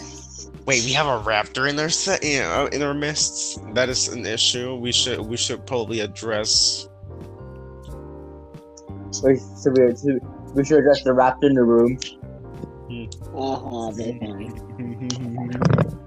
So, Blue, it's a short name. I don't say Blue Raptor all the time. Blue, you are a newcomer to the podcast. Would you tell something about yourself? You know, to introduce yourself? Well, I recently was told to join a podcast, so I did, and here I am. I don't know what else to say, I guess. Okay.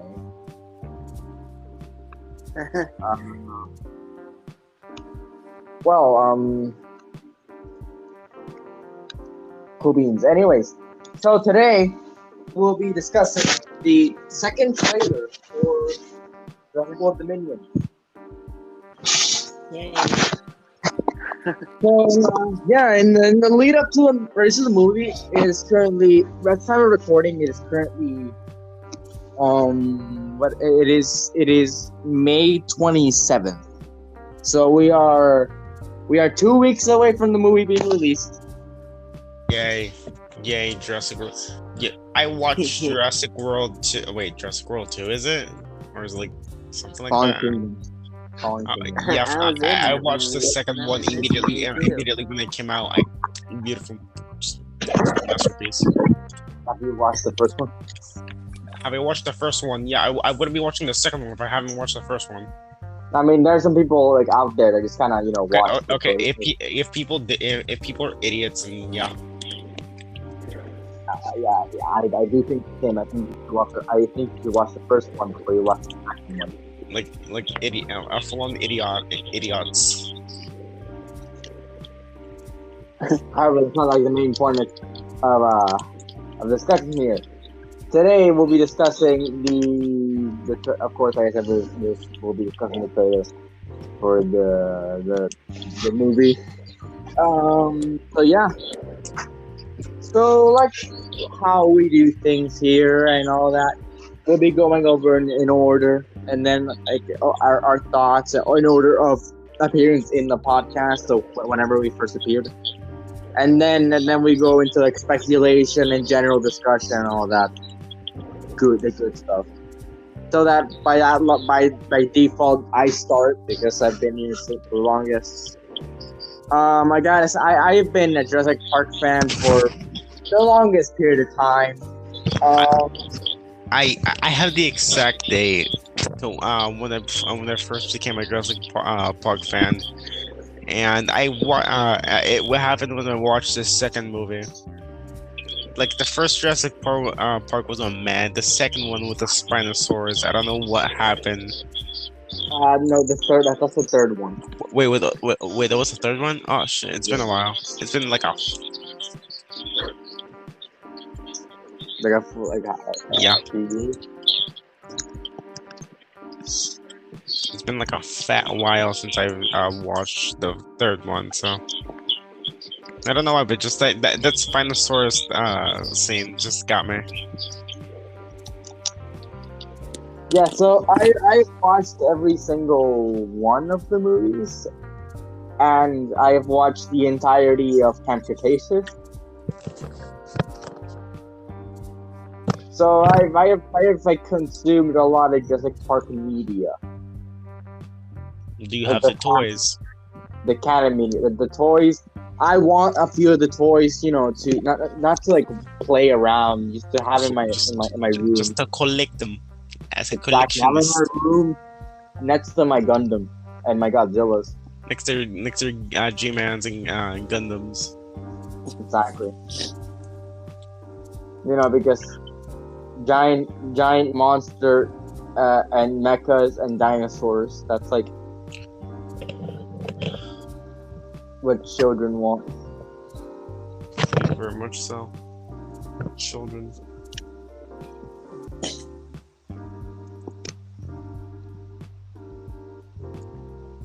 But anyways, so yeah, no, as this is the second to last thing that's ending for Jurassic World, this year because Pancakes Season 2 is coming out this July. Like, okay. Should we address the big elephant in the room? What? Asexual frogs. Asexual frog. Asexual frog DNA. Explain that shit to me. I kind of will. In the first movie, the raptors reproduced. The raptors, they reproduced. What do you call it? They reproduced because of the frog DNA. That they changed sets to reproduce. But in this movie, they probably forgot that that's how it worked, so they thought it was like asexual reproduction, which is not how it works. So it's a bit of retconning, but apparently now they can asexually reproduce the raptors. Yes. Which is honestly, I don't mind that. Yeah, I don't mind having like the main plot of the movie is literally just Brad Pitt chasing after a fucking child. Did you say Brad Pitt? Isn't that his name, Brad Pitt? Brad Pitt. I could have sworn it was Brad Pitt. I'm sorry.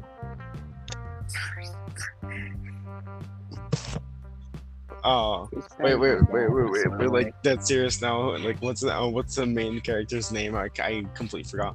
The main character's name is Owen Grady. No, I know it's Owen Grady, but like his like real name. His actual name, Chris Pratt. Oh yeah, Chris. Why did I call him? Wait, what did I call him? Brad Pitt? Why did I call the man Brad Pitt? You called him Brad Pitt.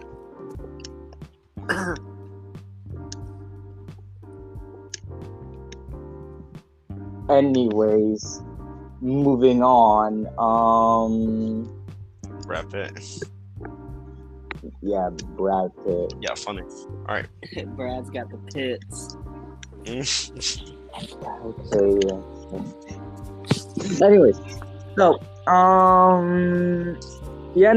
like what someone who's watched all of these. I'm patiently waiting for season 5, which is coming out July 21st this year.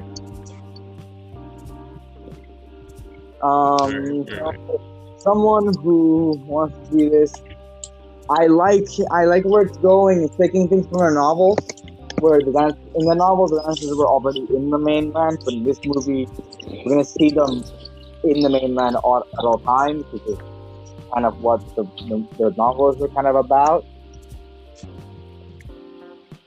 I don't even understand what I've watched. So I do like that they're finally paying attention to the novels instead of like passively taking things from them.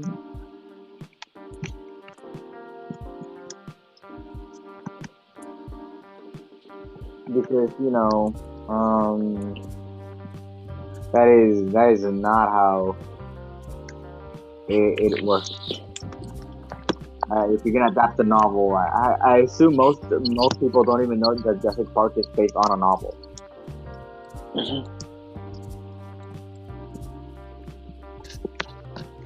So they're finally paying attention to that. I like the fact that they're adding a bunch of new dinosaurs and non-dinosaurs as well to the franchise. There are a lot of interesting ones that you wouldn't think about, and there's some like really popular ones. Like some dinosaurs include some non-dinosaurs, synapsids, if you will. The Lystrosaurus, the Dimetrodon. The Pyroraptor is a dinosaur. A Trosiraptor, even.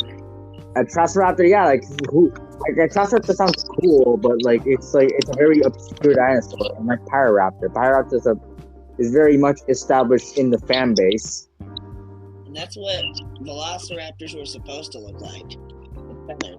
Yeah, and smaller. Also, Pyroraptor is extremely tall and can swim. I don't think it's swim, And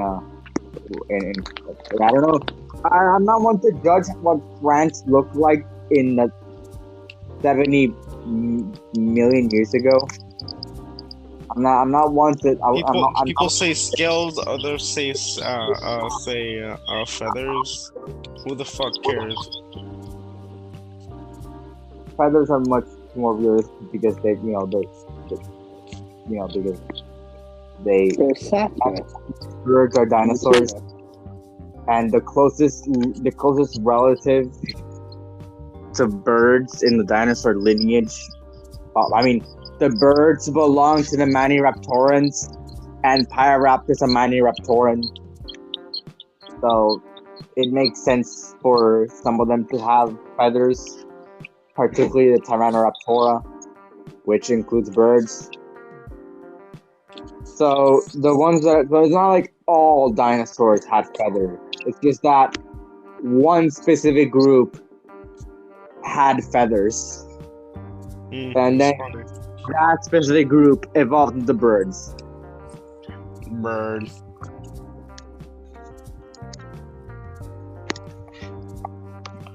And people say dinosaurs don't exist. Yes, they do. Crocodiles. Yeah, we have genuine proof that dinosaurs did exist, and that is the skeletons and remains of others. And then birds.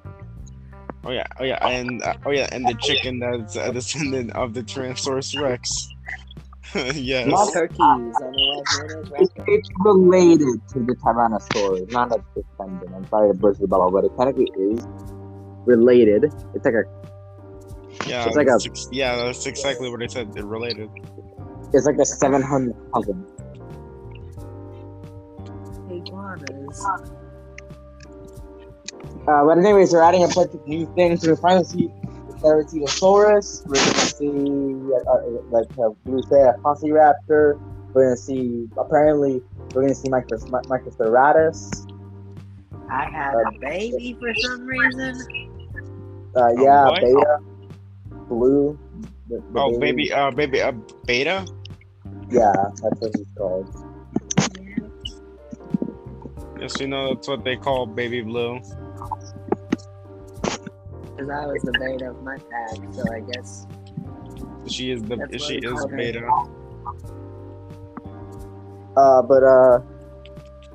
we're gonna see a bunch of new species, which means that there's more content for Jurassic World and even for the whole Evolution 2, which is kind of what it's not like I don't care about the movies, it's that I kind of, what my enjoyment of Jurassic World kind of goes to is Jurassic Evolution 2, because sure, the movies are nice, but I want to build my own park. You want to build your own park? Yeah, and I can do that in Jurassic World Evolution 2. But I want to have new species, and the movies are letting me have new species.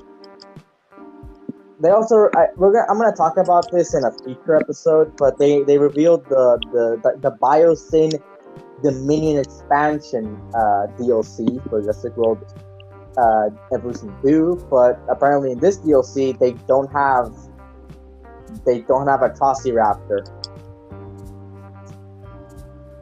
They mysteriously left out a Velociraptor, which is weird, but they put in everything else. They put in Dimetrodon, one of the ones one of the ones that isn't even confirmed, like we haven't even seen in the movie. Also, yes, I'm wasting the $20 on that figure. The DLC. Wait, which figure? I didn't Sorry, hear very well. That's a figure, but I would waste $20 on a figure. I would waste $20 on figures, not on a figure. If I can get more, figure? Not on a figure, but on figures. I would waste $20 on multiple figures, not one figure. Yeah. But yeah, most of my enjoyment for the Jurassic franchise comes from Jurassic World Evolution 2, where I can build my own park. And and I want to have all the species in this game. I want to have I want to have every single species that is ever in Jurassic Park franchise, no matter if it's Biosyn or aquatic. But not really aquatic. You can't. You can't leave the aquatic beings. You can't leave the OG mosasaurs. You can't leave the plesiosaurs are cool. Yeah, the megalodon, the plesiosaur, like the OG shit. In Jurassic World Evolution 2, they did leave out it's only marine reptiles. So megalodon's a fish. The megalodon is on the fish category technically, yeah. So the megalodon probably won't make it because it's a fish. Sad. But Dimetrodon's in, and Dimetrodon's a dinosaur, so they have to rename the dinosaur category land creatures or land animals because now it's more than just a dinosaur.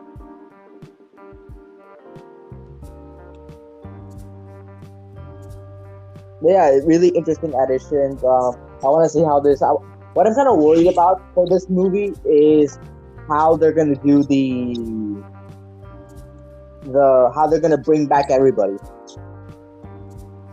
Yeah, because like Alan Grant and Ellie Sattler. Yeah, Alan Grant and like all those like really good characters. All the OG Jurassic Park characters. Yeah, what I'm kind of worried about is how they're gonna bring those back. Because when movies try to do that, when they try to work on nostalgia, it sometimes doesn't go their way. But I'm excited for this movie, and the trailer look cool. Can't wait to see the Giganotosaurus. I forgot to say about the Giganotosaurus. The thing is, the Giganotosaurus looks kind of weird, like for what it's based on. Like they kind of said, no more hybrids, and they ran out of ideas, so they have to use. Like, let's go T-Rex, but bigger. And especially use a real animal. Because they said no more hybrids because we don't like the hybrids. Like we don't want the hybrids anymore. We're done with the hybrids, even though they went ahead with Scorpius Rex and the Spino in Pancakes.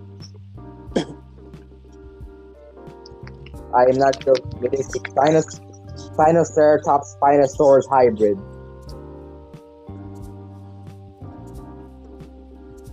And that is canon.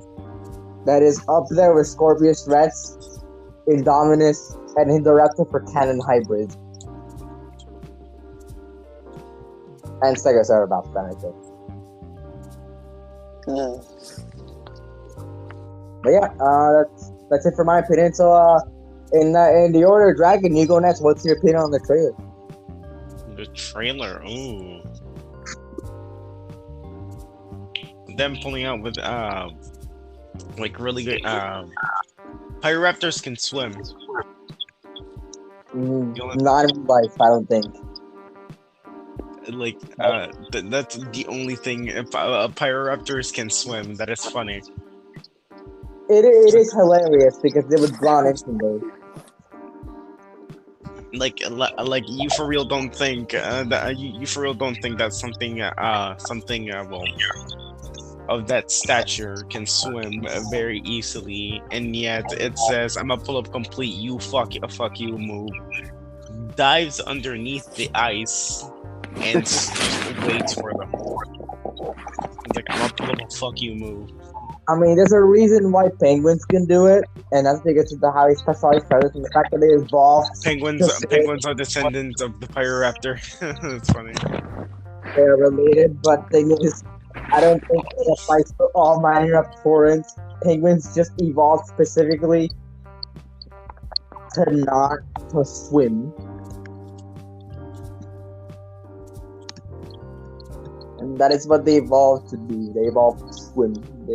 So I don't know. I don't see how Pyroraptor can do that. But continue. Or is that it? Any more to say? Nah.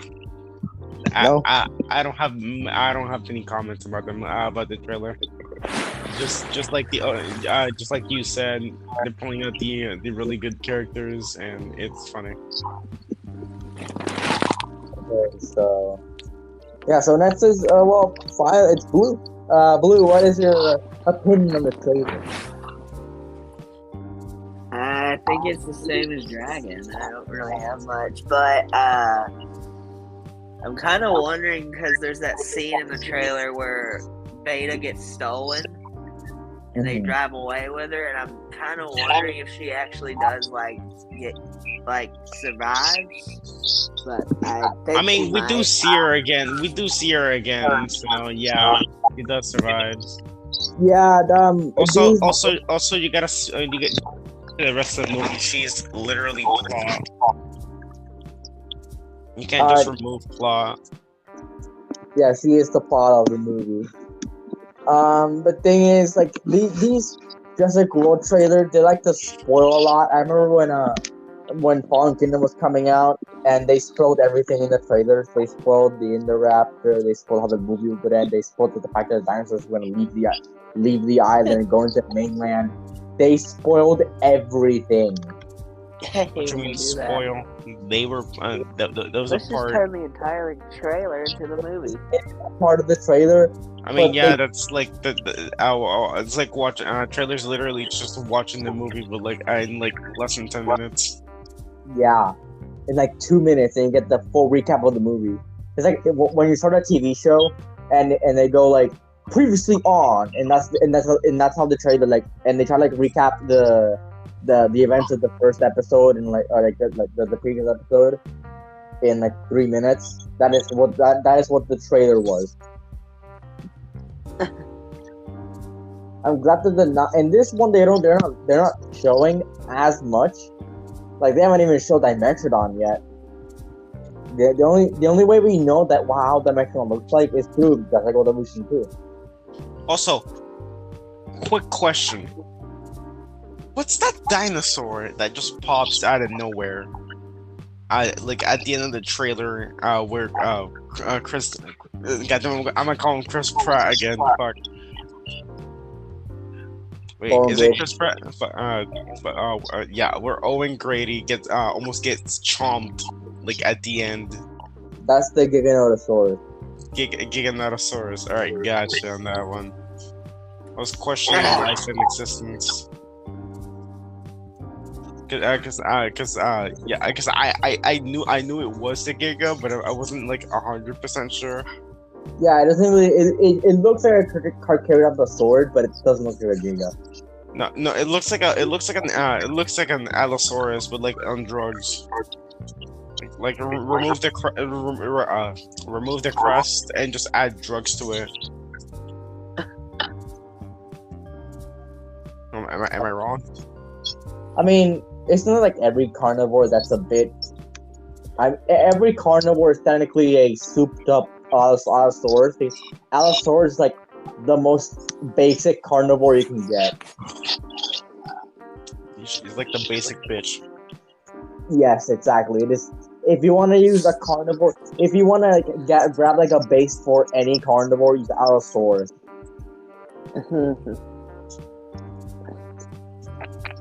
It is a medium-sized apex predator, and it looks like just like normal.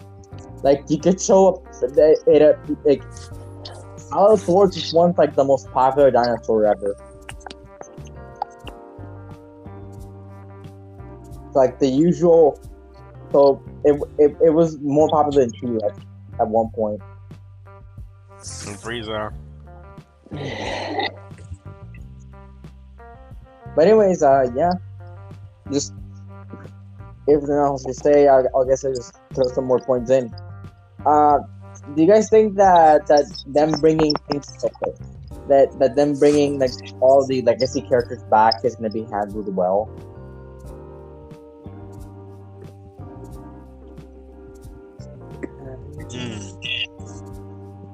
I don't know what to say to that.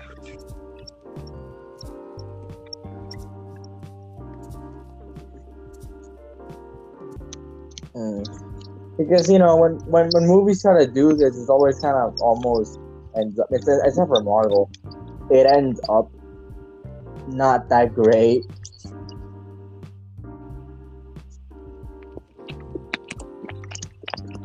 Sadly.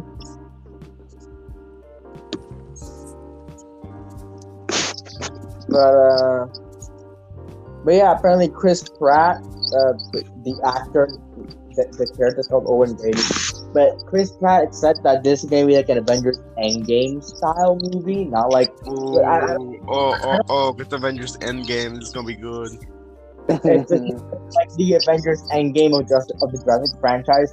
It doesn't mean that it's gonna be like a bunch of like it's gonna be like dinosaurs storming like the scene. Nah. I swear if I don't see that. If he said that shit and I don't see like 60 dinosaurs lined up against each other, I'm gonna cry.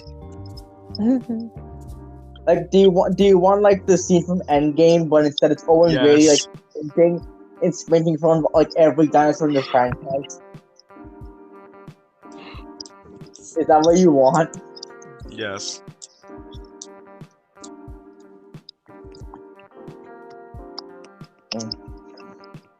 The death of cinema. I will die laughing if that's in the movie. Like, genuinely. Because it sounds so stupid. It is Chris Pratt, like, leading the charge of a bunch of dinosaurs. I mean, it sounds... Sure. If it was in real life, you'd be a complete badass for it. I'm not gonna lie to you. If you the dude fucking managed to tame I'm gonna say a Sarcosuchus and a Carnotaurus in the same thing. Like he said, nah fam, you ain't eating me now. You're not gonna eat me now, bitch. Fuck you. I don't think Sarcosuchus ever appeared in the franchise. You know, because Sarcosuchus is a crocodile.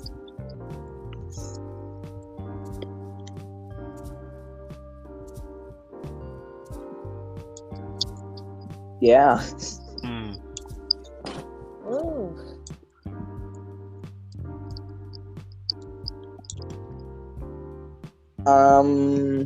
What else is there? Sorry about that, but you gotta be careful what you eat. It might just come out the wrong hole. I'm gonna ignore that comment.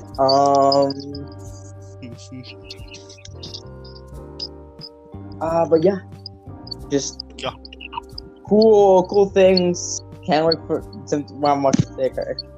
We don't have much to say, but I'm really excited. We're always gonna cover the movie when it comes out. When we all watch it, we're gonna coordinate and whoever's gonna be in the episode for the Crimes of Grindelwald Dominion. We're gonna make the episode on it.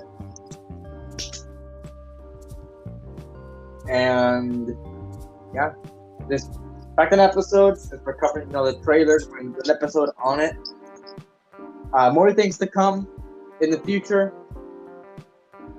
And yeah. So Dragon and Blue, say your goodbyes. Later. Bye. So give us a raptor screech.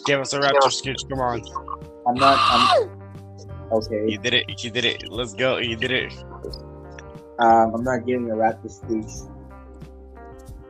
So hope you guys hope you guys tune into the Jurassic World Dominion episode when it comes out. We're probably gonna do episodes on Camp Cretaceous around season 5. Wait, there's a season 5 for Camp Cretaceous. Oh my god, I haven't seen that show in a while. I got stuck in season 5. I'm sorry. I haven't seen the new season yet. Not season 5, season 3. I mean, season 3 is like season 3 I'm gonna go to the episode whenever we make the episode on each season of Camp Cretaceous, because that's how we do things on the podcast. We don't cover an entire show by itself. We cover them season by season. But yeah, so expect episodes on Camp Cretaceous around the time where season 5 comes out. But yeah. Alright. Hope you guys enjoy our next episode as well, whatever it might be. So yeah, goodbye.